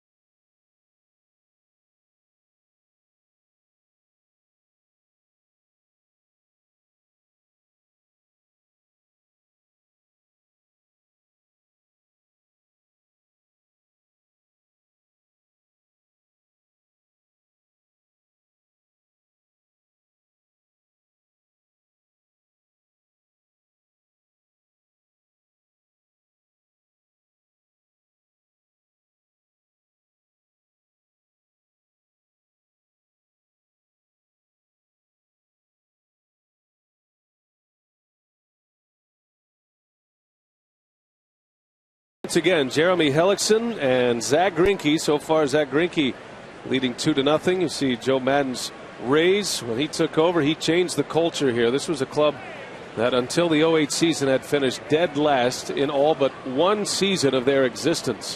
1998 to 2007. And a couple of 100 lost seasons in that mix. But up until 07, they were known as the Devil Rays. Joe Maddon took over in 06. There was a recommendation to drop the devil from the name. And wouldn't you know it, the Rays turned into a winner the year they did that. Ben Zobrist leads off for Tampa Bay. It's amazing what a name change will do. This was one of the worst organizations in baseball. It just goes to show you. Good scouting, good player development, a good manager, a creative manager in Joe Maddon. It's been impressive how he has changed the culture. Maddon took over for Lou Piniella. Piniella had basically rendered the Rays hopeless. There's a great play by Ricky Weeks for the out. Yeah, we talk about the offense for Ricky and the All-Star team, right? How about the defense? The defense that he's been playing in the last week and a half. Maybe one of the most underrated players in the National League. Not many people outside of Milwaukee know much about Ricky Weeks, but he's made a number of plays just like this. In recent games, able to get up and make a good throw with a Prince. So one gone on the terrific play by Weeks. And here's Matt Joyce.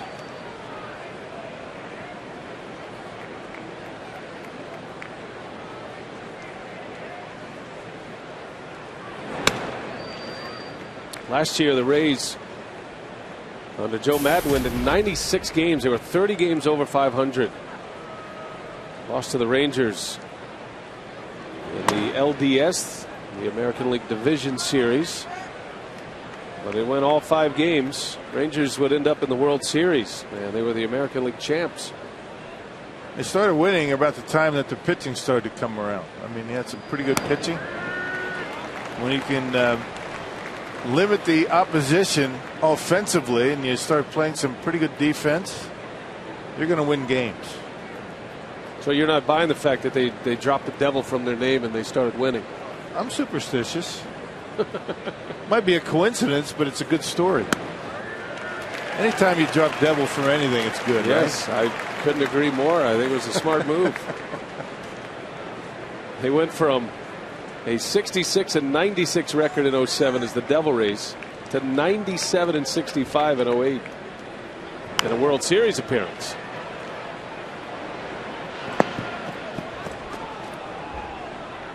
Phillies won the World Series that year. The Brewers were in the postseason that season, were eliminated by the Phillies.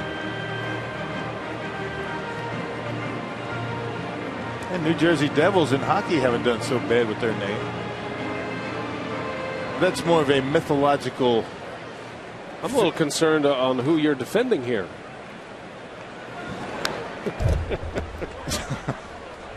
They won a Stanley Cup, this decade, right?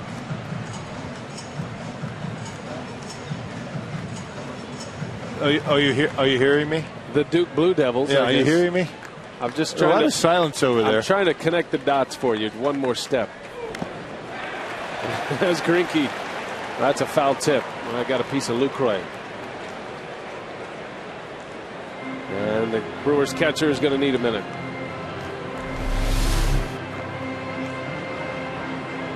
Yeah, speaking of devil, hurts like the devil.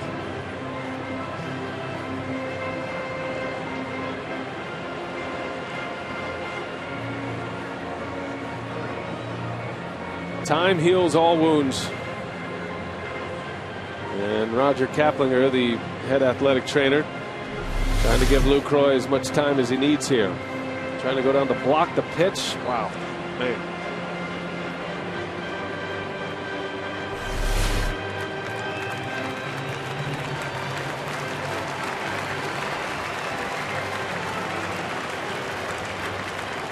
Everybody's smiling. Standing in front of 35,000. If it would happen to any other position out there, there'd be a look of horror on everybody's face. But the catcher, everybody laughs. Almost as if it's the catcher's fault. I remember Greg Brock over there. When that used to happen to me, Greg Brock at first base have to hold his glove up in front of his face. He's laughing so hard. I mean, if that happens to Ricky Weeks, there'd be trainers out there. The manager would go. Everybody. Ambulances, fire engines, you name it. Stretchers. But a catcher, it's almost as if he says, you know what? That's his fault for choosing that position to play. That's right. All right, he's going to be okay.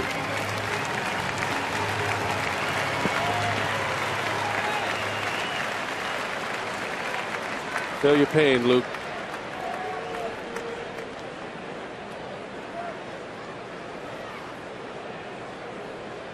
Greinke needs to take a couple of warm-up tosses here, maybe. Just one. Jonathan wants to make sure he sees only one baseball come out of his hand. Once you stop seeing double, then everything's all right. We can continue. Once the numbness in your hand wears off. All right, so back at it. 3-2 the count, one away.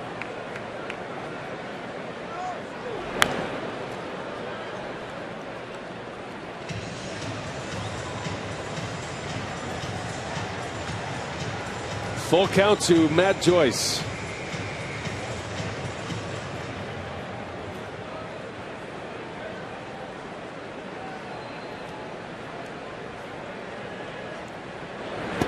And there's a swing and a miss. Strikes him out. A hard-earned strikeout for Zach Greinke, his 9th. And here's the proof. As the Devil Rays 0-1 to 07, worst winning percentage in Major League Baseball, and not much going on either side, pitching or hitting. Then they changed the name prior to the 08 season, which was Joe Maddon's 3rd season, and look what they've done. The 4th best winning percentage. They are competing in the American League East twice in the postseason. Casey McGee, a nice play.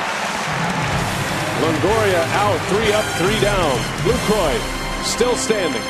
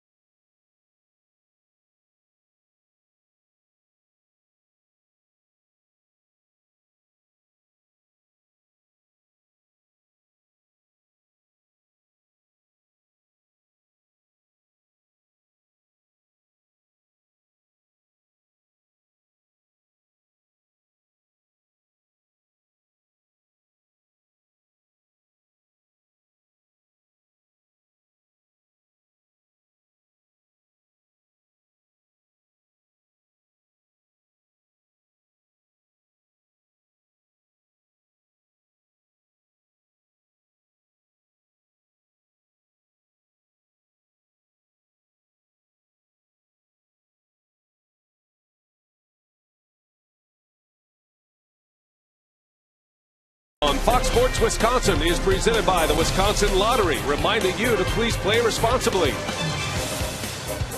By Airtran, go, there's nothing stopping you. And by the Miller Lite Vortex bottle, taste greatness. This copyrighted telecast is presented by authority of the Milwaukee Brewers and may not be reproduced or retransmitted in any form. And the accounts and descriptions of this game may not be disseminated without express written consent of the Milwaukee Brewers. 2-0, a tight one here at Miller Park. As we hit the 9 o'clock hour on the Clements clock. Zach Greinke out pitching Jeremy Hellickson at this point. The Brewers got a run in the first on a Casey McGee sac fly. Yuniesky Betancourt with a home run to lead off the second inning. And that's been about it against the 24-year-old rookie pitcher Hellickson. And we build this one as a pretty good pitcher's battle, and it's lived up to that and more. Usually it never ends up that way. Yeah, Brewers take advantage of Hellickson's wildness in the first inning, able to score a run without a base hit. And the home run, that's been it. Brewers with back-to-back 2-out hits in the fourth. The only time the Brewers have been able to really muster anything as far as offense against Hellickson. Again, he has not given up more than 7 hits in any start this year. That's an incredible stat. That means he really hasn't had a terrible outing.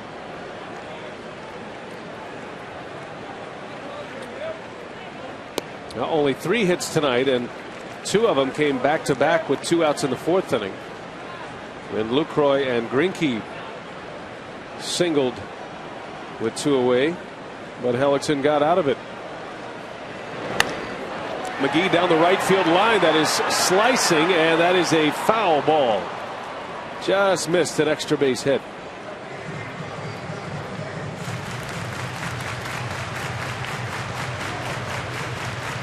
You start looking around the American League as you take a look at how close this was. McGee missing by inches down the right field line. Jeremy Hellickson is on a pretty short list right now. There's been a lot of production from rookies in the American League, more so in the American League than the National League. But Hellickson with a record of 7-5 and an ERA in the low 3s. You probably have to put Michael Pineda at the top of the list right now, the starting pitcher for the Seattle Mariners, who is 7-4 and a 2.64 ERA. Zach Britton has had a great year for Baltimore, off to a 6-4 start. Another starting pitcher in the American League East. On the position player side, J.P. Arancibia of the Blue Jays, and maybe Mark Trumbo of the Angels. So those are what I would guess as the top 5 in the Rookie of the Year picture in the American League right now. Hellickson is certainly in that group as one of the best rookies through the first 2+ months of the season. Bouncing ball to short. Brignac makes a play for out number 1. Our Ho-Chunk Gaming Wisconsin text question tonight comes from Ryan. Is there a line of succession when a manager gets kicked out of the game? Bench coach Jerry Naron took over the reins last night. Yeah, what ordinarily happens, Ron Rennie gets tossed out of the ball game. Jerry Naron will have the ultimate say, but Rick Cran is the pitching coach. Will have a lot to say about pitching changes and who gets up in that bullpen, and like he does right now. But after Jerry Naron, then it's every man for himself. I think it's manager by committee in that dugout. Jerry Naron, a former big league manager with the Reds.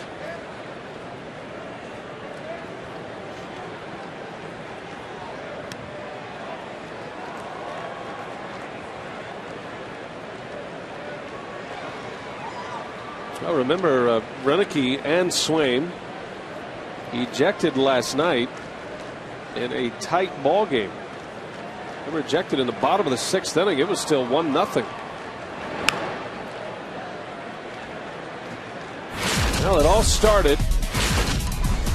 Bob Davidson behind the plate.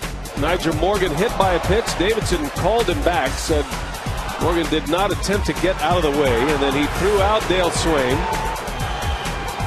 And then there was the ejection of the manager. First time Ron Renicky has been ejected. Pat on the back from Ricky Weeks. Yeah, that is a call that you very rarely see. You can go through a whole season without seeing a call like that. And most people would tell you that's got to be blatantly obvious. And that certainly was not. And that's why a little bit of angst in that Brewers dugout. Talking to Dale Swain, he wasn't upset about the call. He didn't get thrown out because of the call on the hit by pitch. It was the fact that Bob Davidson was staring Nigel Morgan down as he went back to the dugout after striking out, waiting for Morgan to turn around just ever so slightly and maybe give him a look, and he would have thrown him out. That's what upset Dale. As Hart strikes out for out number 2. And then Ron Renicky forced to go out and defend both of them. I thought Nigel Morgan showed great composure last night. You got to remember, Ryan Braun was unavailable. The Brewers were already shorthanded in their outfield. And Morgan, who has a pretty quick temper, if you're an umpire making a call like that, don't you expect a little bit of argument to take place?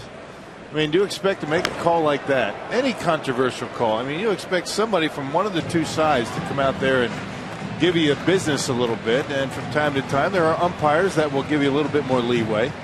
Bob Davidson gives you 0, none. You are not allowed to disagree with Bob Davidson. It's been that way for a long time.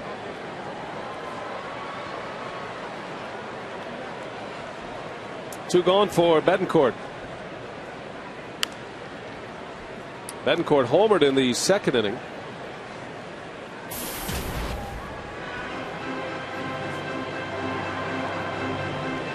Only 3 hits tonight against Hellickson.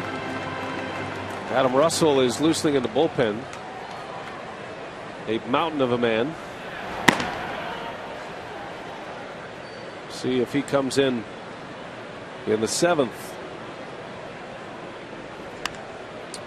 Little soft fly ball to left. Damon is under it.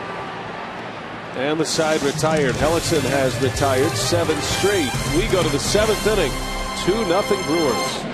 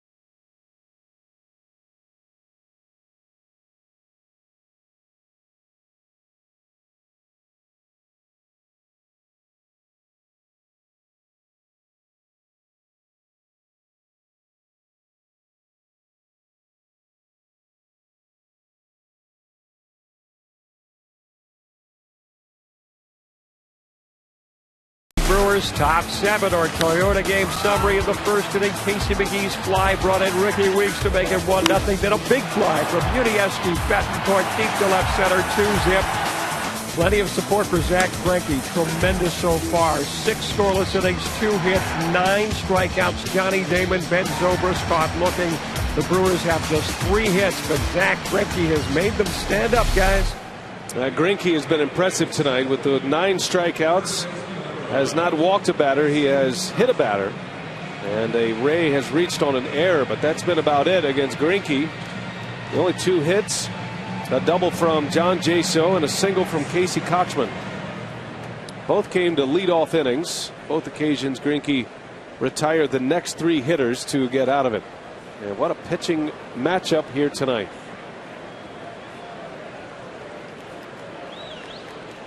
Zach Greinke goes to work in the 7th inning.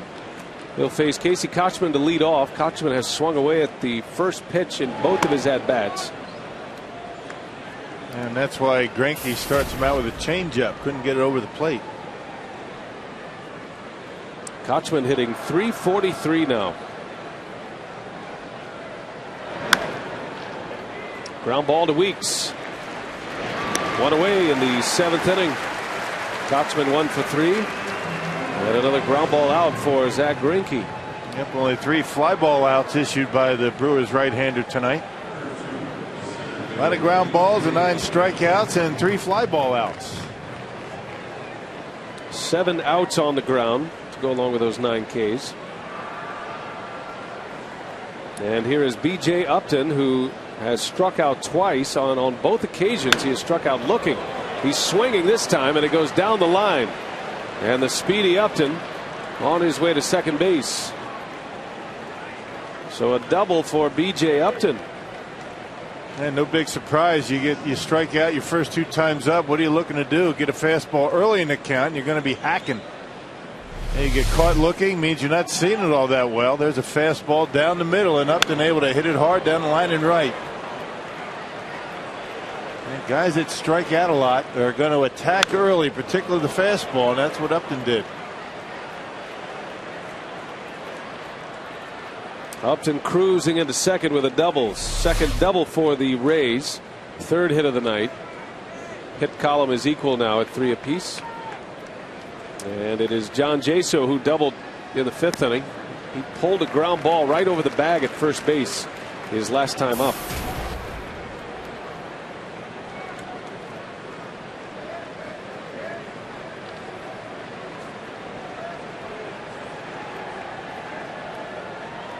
That double by Jaso snapped an 0 for 13 at the plate stretch.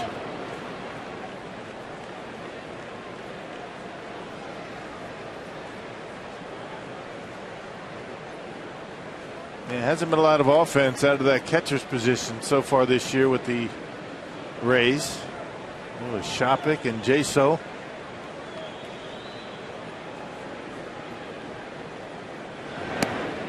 Jaso is an unusual hitter in that he's a guy that Madden has used in the leadoff spot occasionally this year. He's hit leadoff this year 6 times.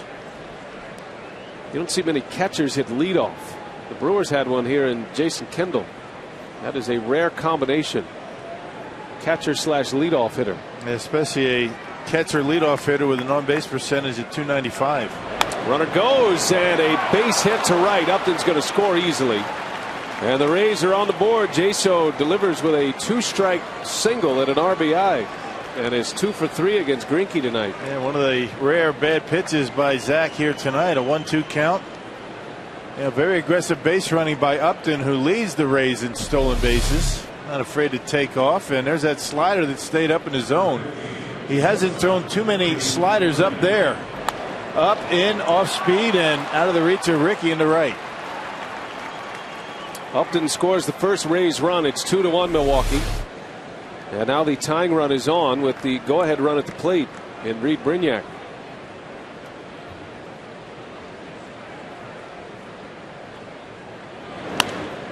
Bouncing ball foul.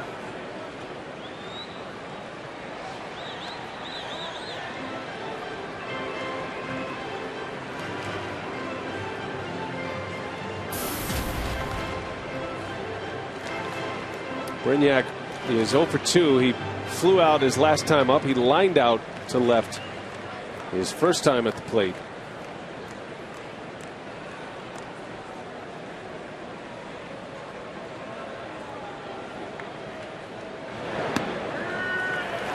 Oh, and 2 the count on Brignac.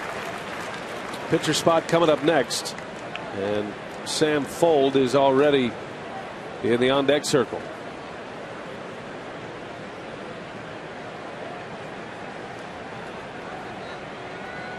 Brewers look to turn 2 here as Greinke holds Jay so close.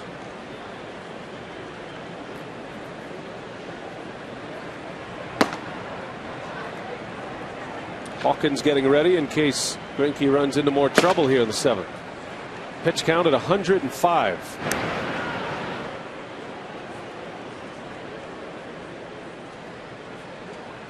Well, you figure Ron Renick going to go with Lowe in the 8th and Axford in the 9th. That's why you see Hawkins up here in the 7th. Pitch count rising for Greinke, but he's in the 7th. The most pitches Greinke has thrown this season in a start, 111 in Miami against the Marlins. That was a win in 7 innings. 0-2. Fastball missed.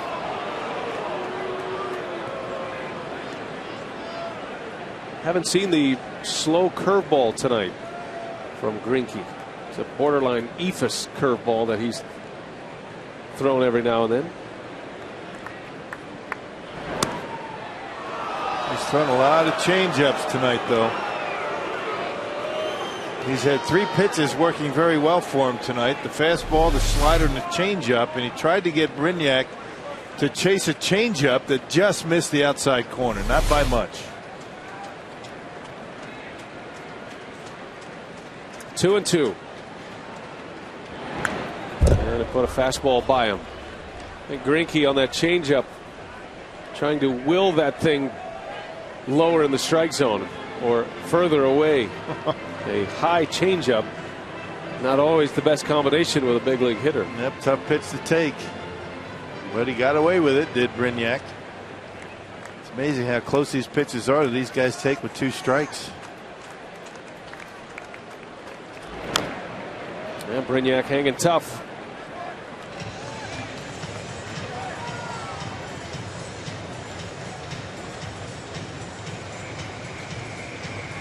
Brignac has not been a big power hitter in his big league career. Still only 25 years of age. Had 8 homers last year, 45 driven in. He doesn't walk much. He doesn't strike out much. Putting together a good at-bat against Zach Greinke here.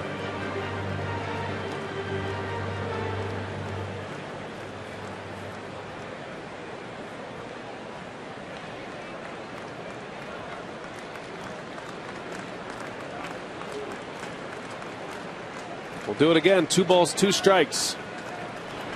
And a swing and a miss. He strikes him out. Down goes Brignac as Zach Greinke picks up his 10th strikeout of the game. They pulled the string a little bit on the changeup, or I should say the slider that time, and Lucroy able to keep it in front of him, kept the glove down on the ground, and Brignac a strikeout victim. That's a good pitch. Down in the dirt, off speed, 83 miles an hour. 10 strikeouts for Greinke, the 3rd time this year, and back-to-back starts where he has picked up 10 strikeouts. And the 12th time in his career that he has at least 10 strikeouts in a game. And a visit from Rick Kranitz with Sam Fuld, the pinch hitter, coming on. 16 down to 8. The 8 greatest moments in MLB All-Star Game history are going head-to-head to determine which is the most memorable of all time. Go to MLB.com/moments and vote now for your favorite Midsummer Classics, and tune in to the 2011 MLB All-Star Game Tuesday, July 12th, 7 p.m. Central on Fox to find out who won. 2-1 game. The Brewers lead the Rays. Interleague baseball here at Miller Park. And it's going to be Sam Fuld with the tying run at first. 2 outs in the inning. Fold pinch hitting for Hellickson.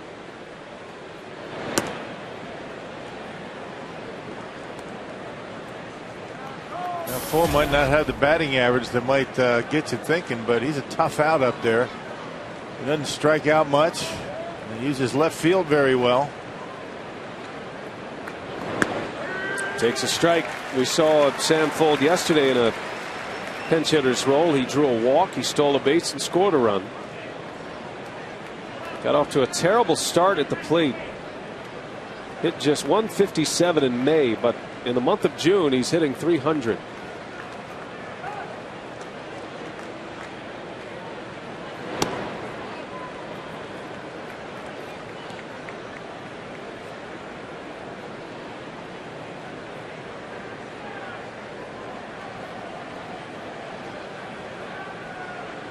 Fold, the former Cub,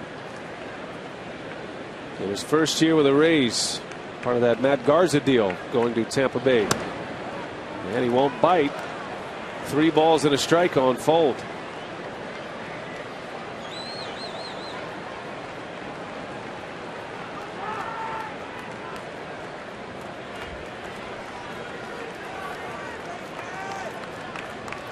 Hitter's pitch coming up. Runner goes. Bouncing ball right to fielder. Inning over. Greinke gets through it. He gives up a run, but that's it. And he leaves with the lead. 2-1 Milwaukee. Greinke 7 strong tonight.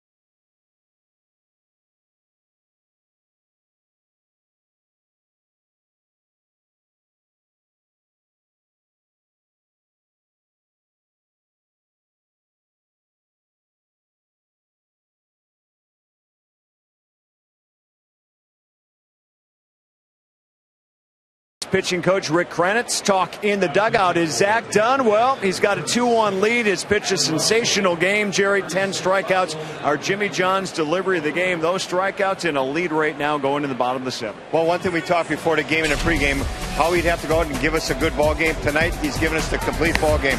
Been throwing the ball, hasn't walked anybody, but the big thing about him, he's been locating his pitches very well.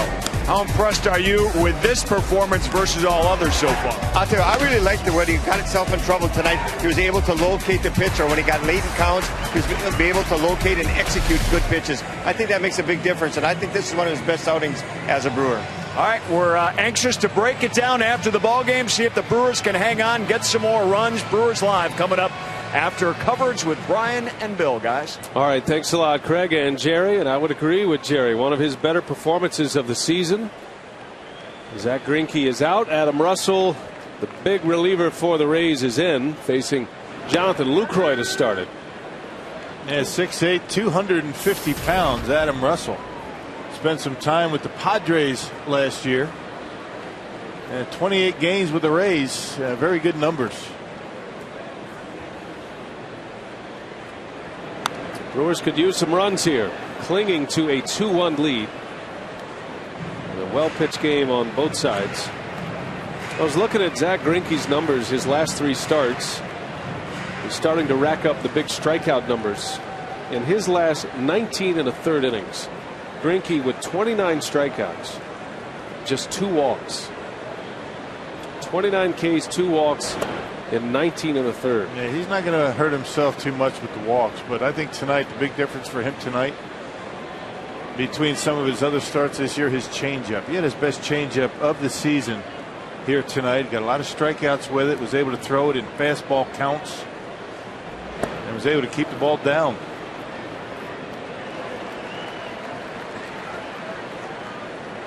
Well, Greinke now for the season, just 9 walks to go along with 80 strikeouts.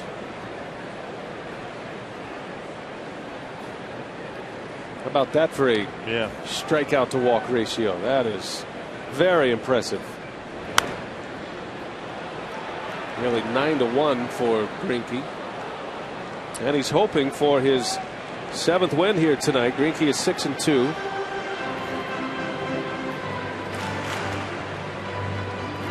Most pitches he's thrown all year, 116.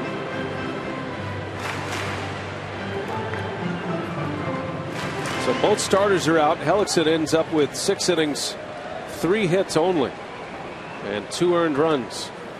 And right now he's on the hook for the loss. Little bouncer, going to be a tough play. Brignac coming in, cannot make the play, and Lucroy on an infield single.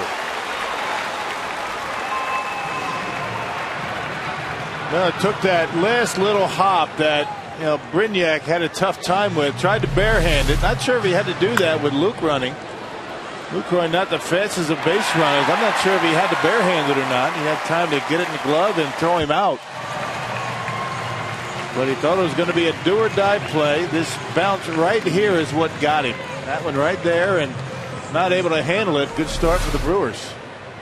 And the second time they've had their leadoff hitter aboard. Last time was Betancourt's home run back in the 2nd inning.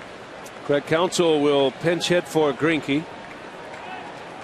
See if he's up there to bunt. He is, and he takes one inside for a ball.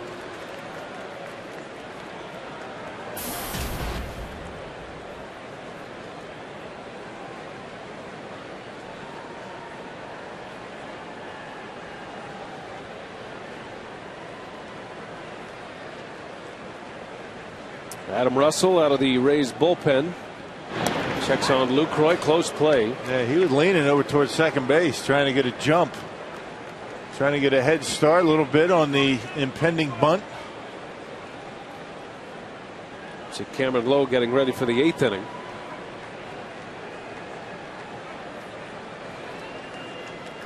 Lucroy has not attempted a steal this year. If anything, a hit and run perhaps. And another check.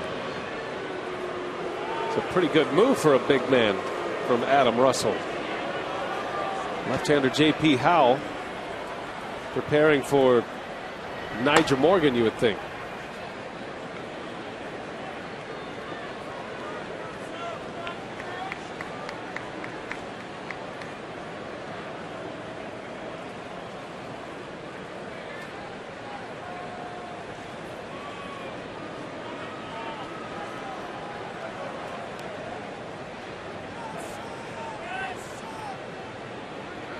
And now Counsell calls time. And wants to make sure we didn't see it if he's got the signs right. Hey, 1-0 count. Counsell backed out, called time. And he wants to have a chat with his third base coach. You see Hunter Wendelstedt giving him time.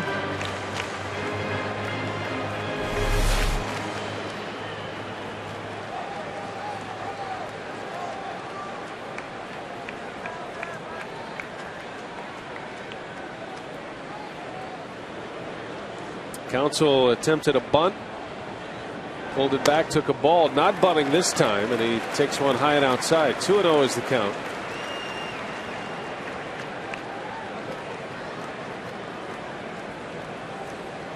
These two managers know each other well. They coached together in the Angels system, and then Ron Renicky, of course, coaching against Joe Maddon's Rays after the 05 season. And they come from the same school of baseball, if you will. It's not the Mike Scioscia school of baseball, even though they coached under Mike Scioscia with the Angels. Renick's background from the Dodgers. Joe Madden spent almost a lifetime, it seems, with the Angels organization, but similar philosophies with the two managers. I'm not exactly sure what Russell is worried about with Lucroy over at first base. He's not going to run. I can guarantee that. Russell, for whatever reason, thinking Lucroy might be taking off, trying to keep him close.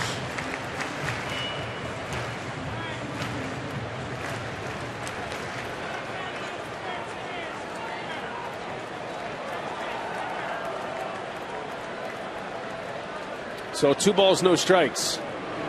And there is ball 3, and all of that attention being paid to Jonathan Lucroy. All of a sudden, Russell finds himself behind in the count 3-0. And worried about the wrong guy. Lucroy over there saying, "What do you think? I'm not going anywhere. Leave me alone." Ball 4. Craig Counsell draws the walk in a pinch hit appearance. First and second for Ricky Weeks. Final game of the series tomorrow, not on television tomorrow. Our Miller Lite What's on Tap. A team off day Thursday, back on Fox Sports Wisconsin Friday as the Minnesota Twins come to town. The Twins are in San Francisco for the next 3 days. The Twins have scored 8 runs in the first inning against the Giants tonight. They've chased Madison Bumgarner. So winners of 7 in a row. The Twins go to San Francisco against that great pitching staff. And they have put an 8 spot on the board in the first inning. But at any rate, the Twins will be in hopefully a little road weary after a long trip from San Francisco to Milwaukee beginning Friday. Well, talk about a turnaround, huh? Goodness. It's like 2 different teams. Well, hopefully they'll get it out of their system before they get here. Well, big spot. The Brewers lead 2-1 and a chance to add to it. Ricky Weeks with 2 on, nobody out. An infield hit and a walk.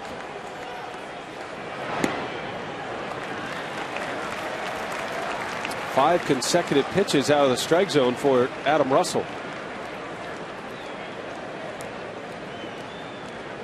In most lineups, with the leadoff hitter at the plate, you'd see a bunt. Not with Ricky Weeks and his power threat.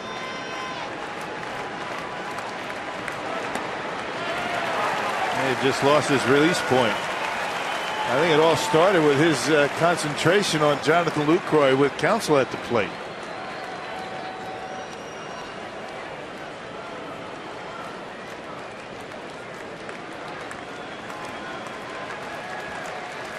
Ricky has walked and scored.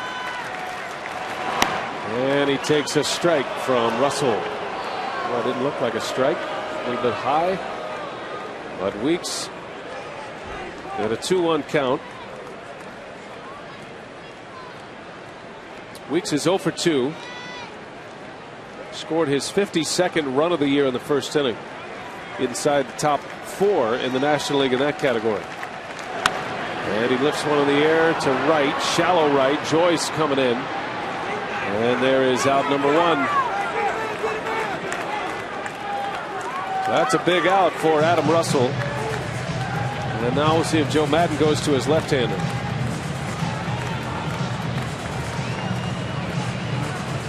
Here comes the Rays manager, Nigel Morgan, coming up. And Madden is going to make the call to the bullpen.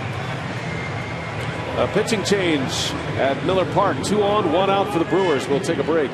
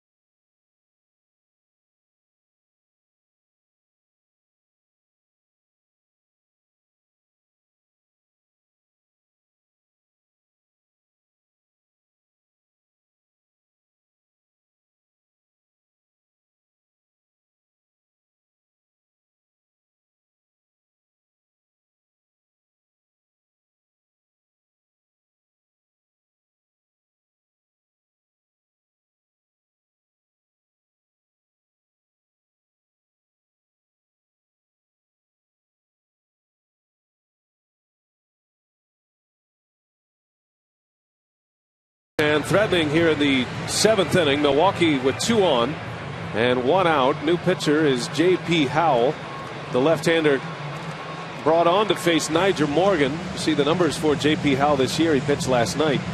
Ron Renicky counters, however, and Josh Wilson will pinch hit for Nyjer Morgan. So the Brewers get the matchup in their favor. Neb Howell pitched an inning in last night's ball game and gave up a home run to Jonathan Lucroy, the only home run that he's allowed so far this year. He's got a big earned run average. He's one of 2 left-handers out in that bullpen for Joe Maddon and the Rays. Lucroy and Counsell on the bags. An infield hit and a walk. And here is Josh Wilson looking for a big hit for Milwaukee. Wilson, 7 hits and 29 at bats this year, hitting .241.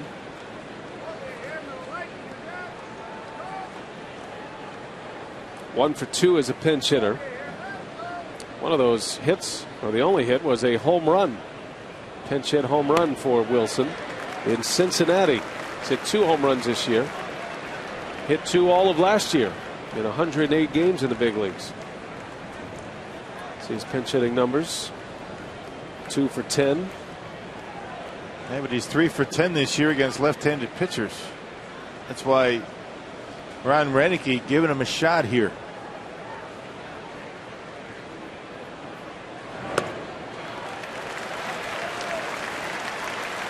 Well, all of a sudden, J.P. Howell having a tough time finding the strike zone. Ryan Braun is next. Well, what a spot. The Brewers hoping to add to this lead to give Cameron Lowe a little cushion for the 8th. Ball 4. The bases are loaded. And here comes Ryan Braun with just 1 out and decision time for Joe Maddon. Well, he's only got a left-hander up in the bullpen and nowhere to put Braun.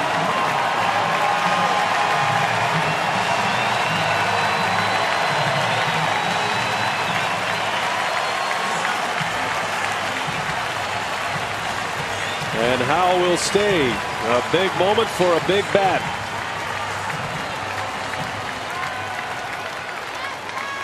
An infield hit and 2 walks in the inning.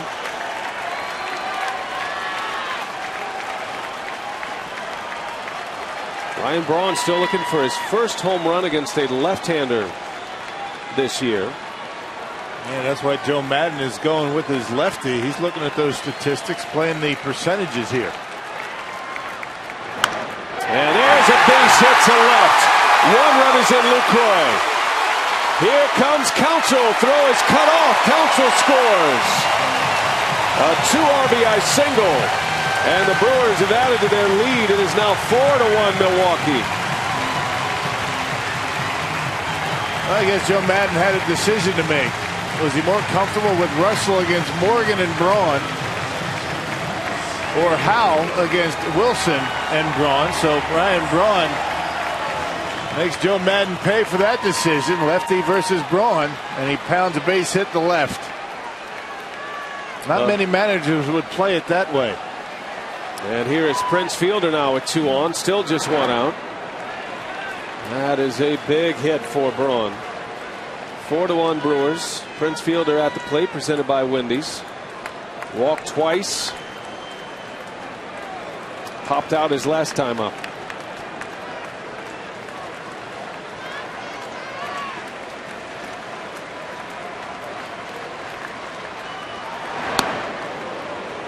Count evens at 1-1.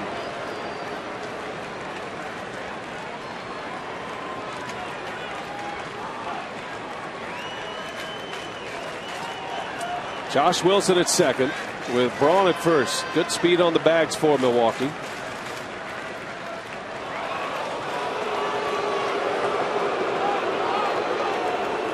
See the splits on Fielder this year. A .288 hitter against left-handers.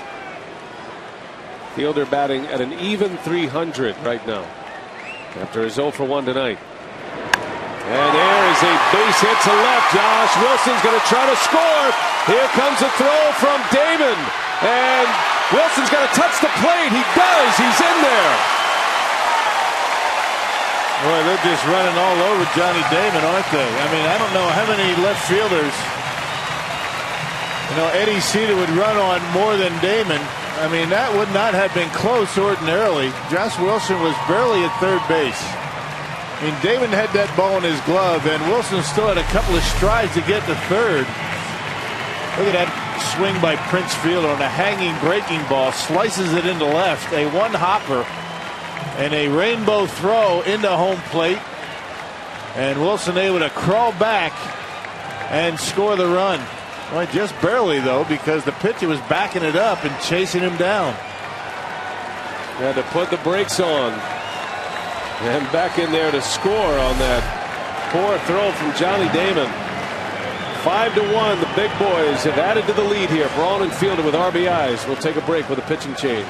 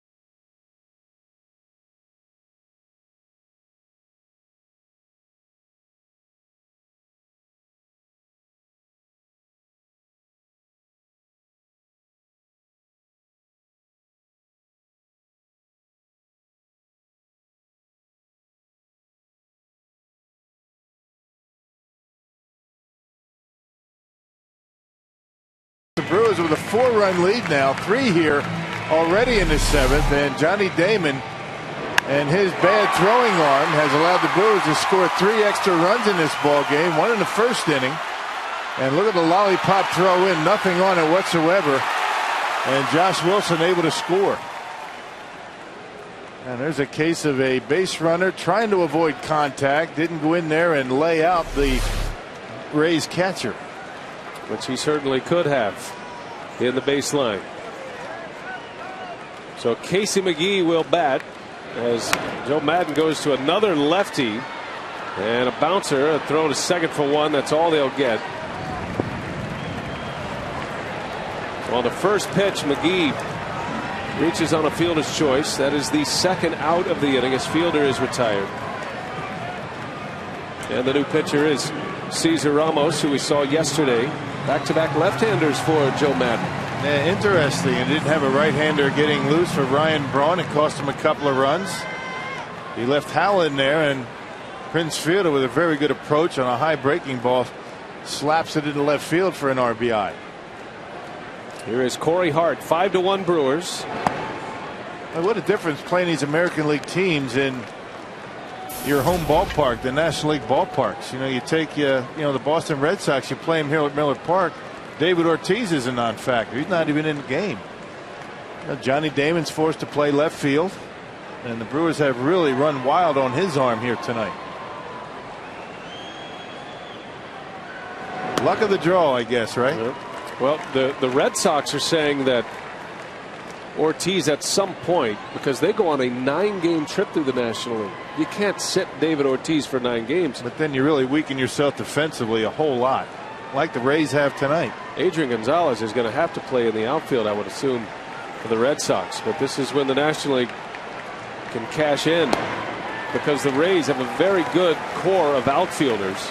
Sam Fold is basically their 4th outfielder, but because they're in a National League park, Damon has to play. We talked about this at the beginning of our broadcast yesterday, that is one area that the Brewers will try to exploit as often as possible.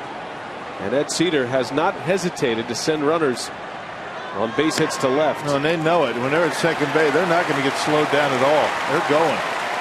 Another walk in the inning.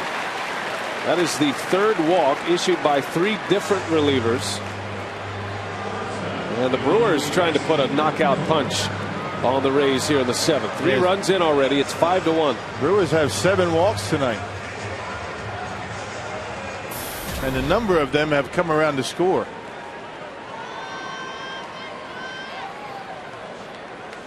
Here is Betancourt with the bases loaded. And a curveball missed. Not by much. The 9th batter of the inning.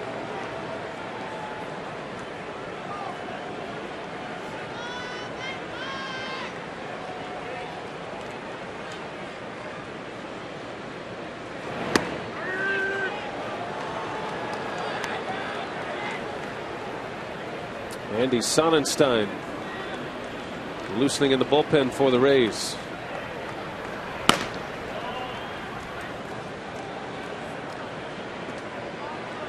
Three hits and 3 walks in the inning. Betancourt on the ground to short. Brignac makes a play for the out. The inning is over, but the Brewers bat around. They score 3 runs. Braun and Fielder do the damage. 5-1.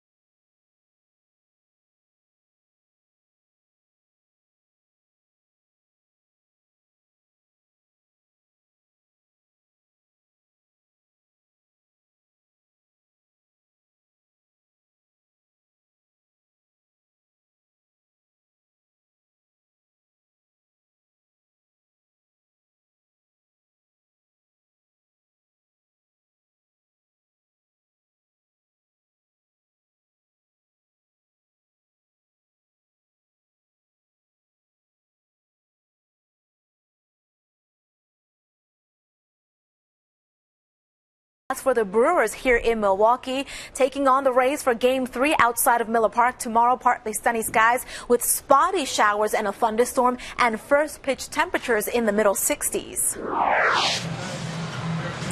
Roof is closed under the lights of Miller Park. Tuesday night baseball here in Milwaukee, and the Brewers with some tack-on runs in the 7th inning. And now they'll bring Cameron Lowe on for the 8th. It is 5-1 Milwaukee. Lowe appearing for the 39th time. He is among league leaders in games pitched. Also a change in center field for Milwaukee. Remember, Nigel Morgan was pinch hit for. And Carlos Gomez in center. Craig Counsell stays in the game to play short. Johnny Damon will lead off. It was a 2-1 game to start the bottom of the 7th. The Brewers get 3, 2 RBIs from Braun, an RBI single from Fielder. Now 5-1 and a little breathing room for Cameron Lowe. Yeah, Cam very good on Saturday, and the Brewers win against the Red Sox. Tossed a scoreless 8th inning, setting up John Axford. Lowe has been unscored upon in 28 of 38 appearances this year. Damon into left. Routine for Ryan Braun, out number 1. Damon is 0 for 4. It's got to be a sick feeling for an outfielder to know there's just not enough bullets in the chamber to make a throw like that. He knows his arm is challenged. It's always been that way, but It's not been that bad. For Ed Cedar to send a guy before he even hits third base. Damon had the ball in his glove. Josh Wilson had to be thinking to himself, you got to be kidding me. Well, they know they're going to run. Anything to left field, boys, we're going. They're going to force Johnny Damon to make a good throw, which he has not done yet. And again, I mean, the Brewers would not have scored their run in the first inning on that very shallow fly ball from Casey McGee in a sacrifice fly. Brawny would have probably had 1 RBI on his base hit. And I don't think there's any way, given a normal left fielder out there, that a run scores on that Prince Fielder base hit. Now, from second base anyway. Right. Well, the Rays challenged offensively, and Joe Maddon figures he has to keep that bat in the lineup. Johnny Damon has been one of his best hitters this year. Yeah, just hope it really doesn't come into play, which it did not last night. Right. But it has in a big way tonight, and the Brewers have exploited the Rays left fielder. Be interesting to see what Joe Maddon does tomorrow for the finale of this series.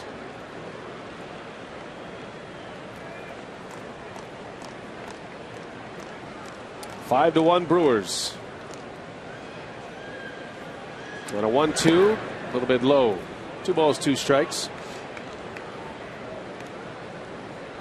Phillies and the Cardinals are now in the 8th inning. Philadelphia has just scored 6 runs in the 8th inning, and they lead the Cardinals 7-2. More trouble for that St. Louis bullpen. Swing and a miss. Zobrist strikes out. 2 outs in the inning. First K for Cameron Lowe. Boy, when Lowe's able to keep that pitch down in his zone, it has some very good movement going down and away from a lefty. Watch his baseball. And starts down the middle, ends up right on the corner at the knees. That's some big time movement as it gets to home plate. Lowe last pitched on Saturday, won a scoreless inning, and the Brewers win against the Boston Red Sox.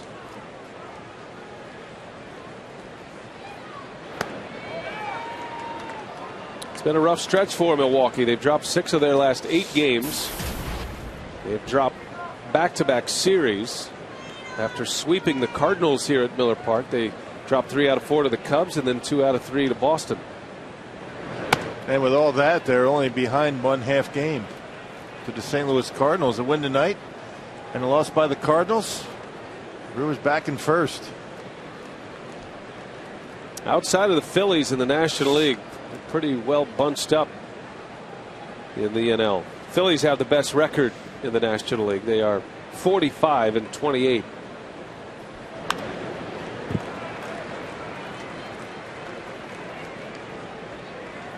Only the Phillies, the Braves, the Cardinals, and the Brewers to 40 wins this season in the NL. Just 4 teams have hit 40 wins.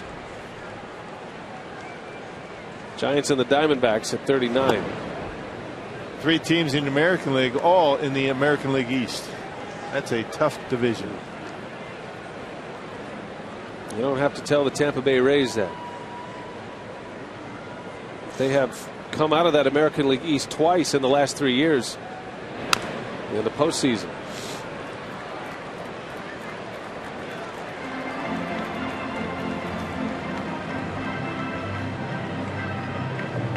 Joyce is 0 for 2. He was hit by a pitch in the first.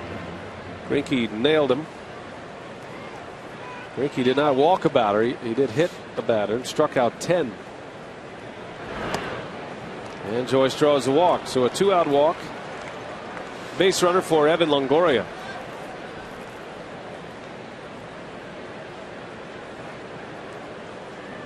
John Axford loosening up a potential save situation. Axford has not pitched since Saturday as well. Picked up his 19th save on Saturday against Boston. Yeah, one more base runner, and it would be a save situation for John. Longoria, center field, well hit. Gomez going back, and he has room. Side retired. Cameron Lowe, a scoreless 8th.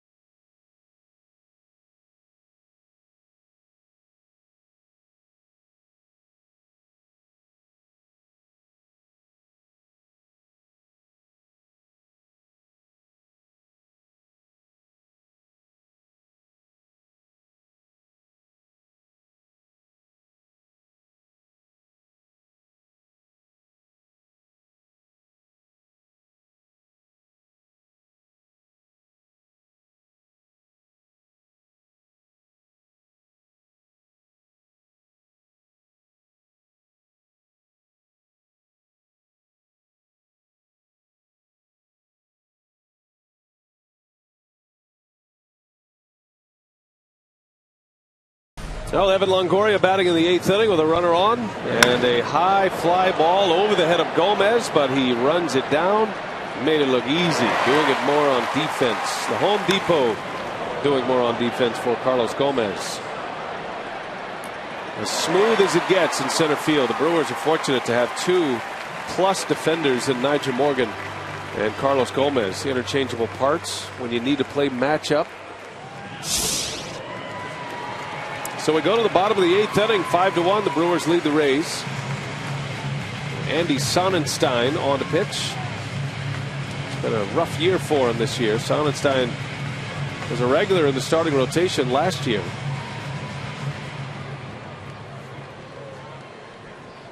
He's given up 10 home runs this year. Having an awfully difficult time of it so far.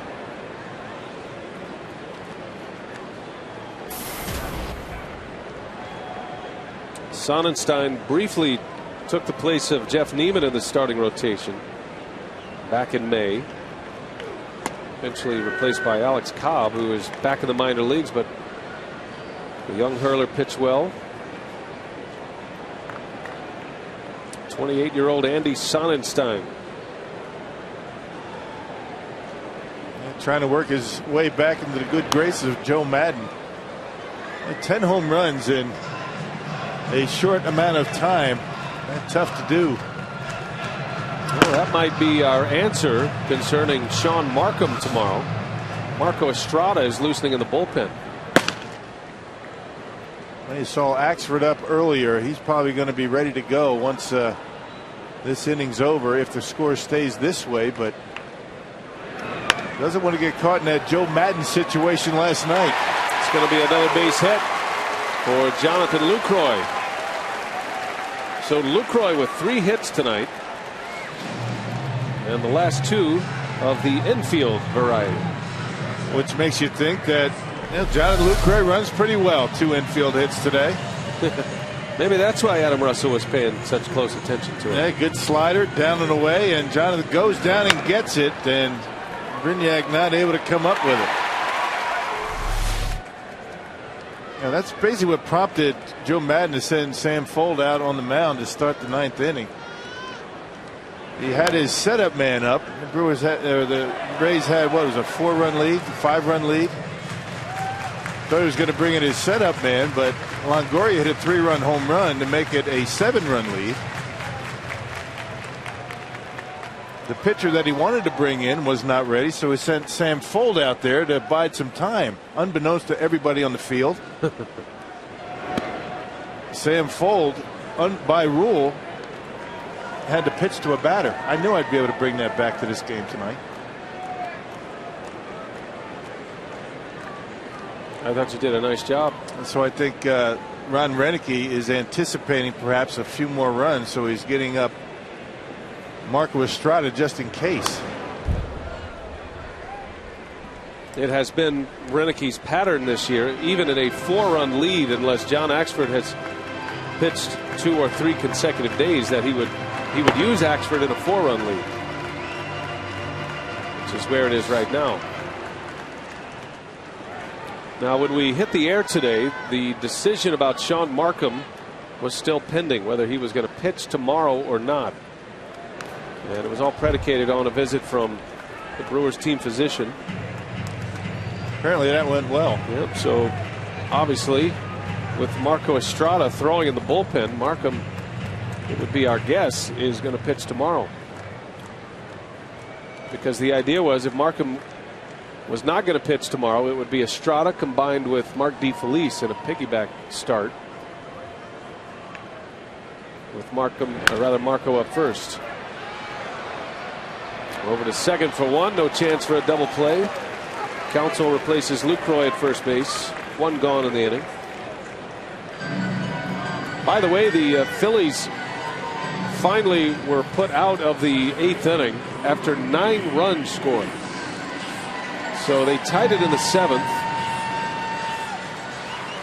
I beg your pardon, they scored their first run in the 7th to tie it, and then the Cardinals went ahead in the bottom of the 7th, 2-1. And then Philadelphia with 9 runs in the 8th. It's 10-2 Philadelphia.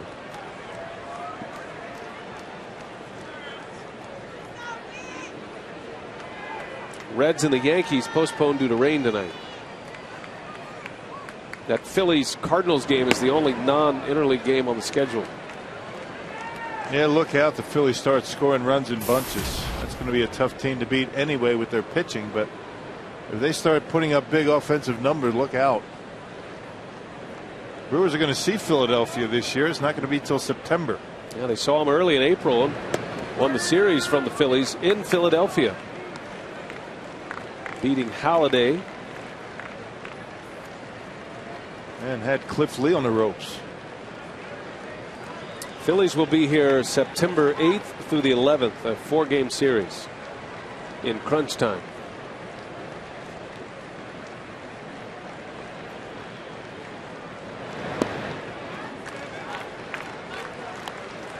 The Brewers finished the season this season at Cincinnati, at the Cubs, and then home versus the Marlins and the Pirates.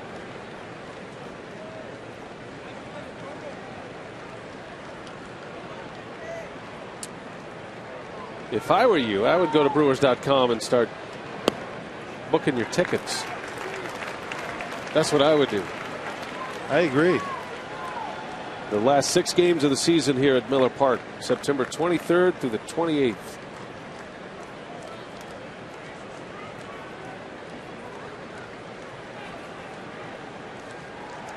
And hopefully a pennant race.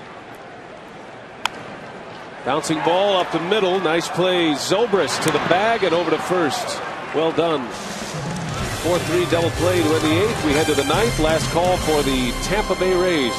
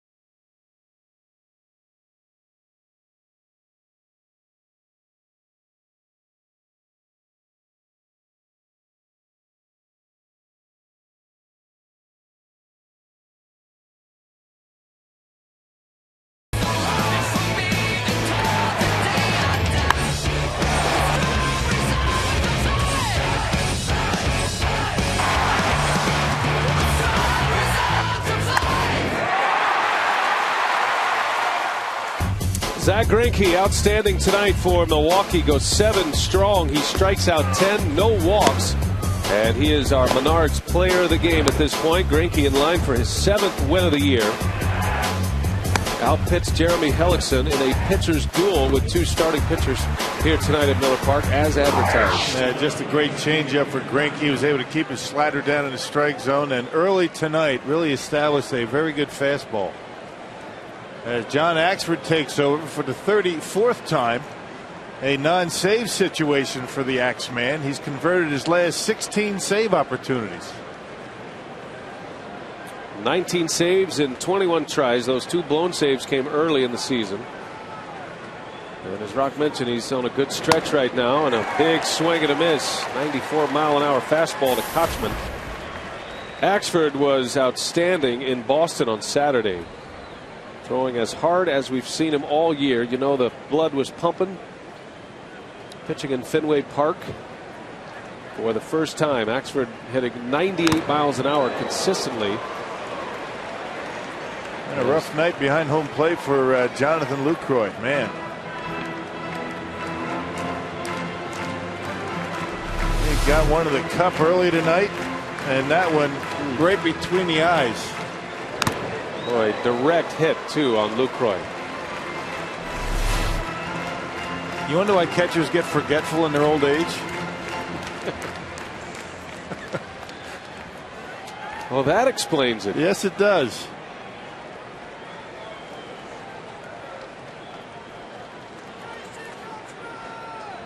Oh, 2 to Kochman. Ricky Weeks, nice easy hop, and Axford has one away. Well, John Axford has been a big story, and if the Brewers are going to be contenders this year, which it looks like they are, you got to have the 9th inning nailed down. How about these numbers? His last 21 games, a 2-0 record, 14 for 14 in save opportunities, and giving up less than a run per 9 innings. And it's all about throwing that curveball for strikes. The pitch that he was just able to get Kochman on. Throws the curveball, keeps it down. The slider's been good, and he's throwing the fastball about 97 miles an hour. Just 2 saves off the National League high.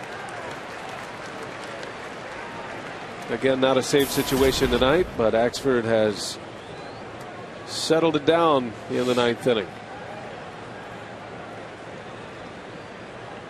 B.J. Upton with one away.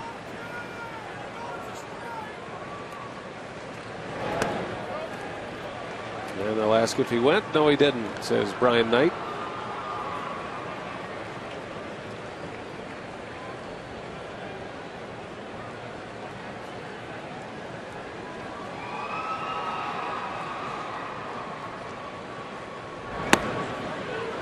That one's in there. Upton down in the count, 1-2. No television tomorrow for the final game of the series. David Price and what we believe will be Sean Markham tomorrow. Off day Thursday, back on the air Friday against the Twins.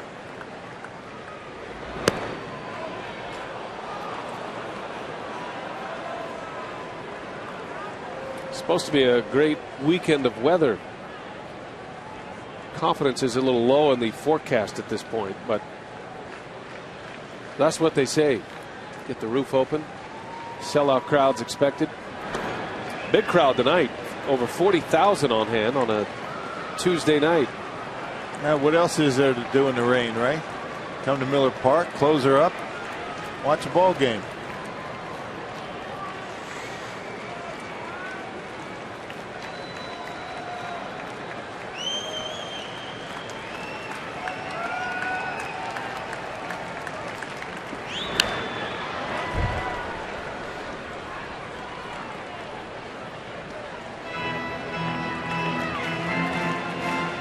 Saw Jack McKeon picked up his first win as a manager this year, as an 80-year-old manager.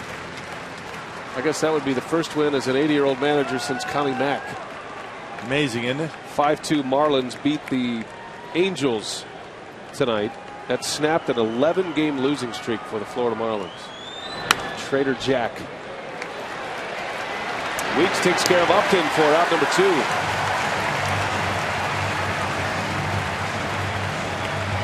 Got the A's beating the Mets tonight. Oakland winning 7-3.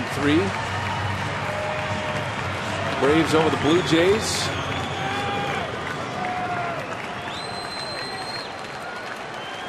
Nationals clipped the Mariners tonight. They scored 5 runs in the bottom of the 9th inning to win. Washington 6, Seattle 5. What a comeback. Down 5-1 in the bottom of the 9th. John Jaso, the last hope for Tampa Bay. Fielder right there to the bag. He'll take it himself, and that's your ball game. The Brewers even the series. They beat the Tampa Bay Rays. A final of 5-1. Zach Greinke goes to 7-2. Jeremy Hellickson, a tough luck loss tonight, 7-6, and a chance at a series win tomorrow. Much more still to come on this game. Craig Kashan, what do you have coming up on Brewers Live? Well, we're going to have a happy clubhouse to go into as the Brewers even up this series. We'll hear from Zach Greinke, the manager Ron Renicky, and plenty more as the Brew Crew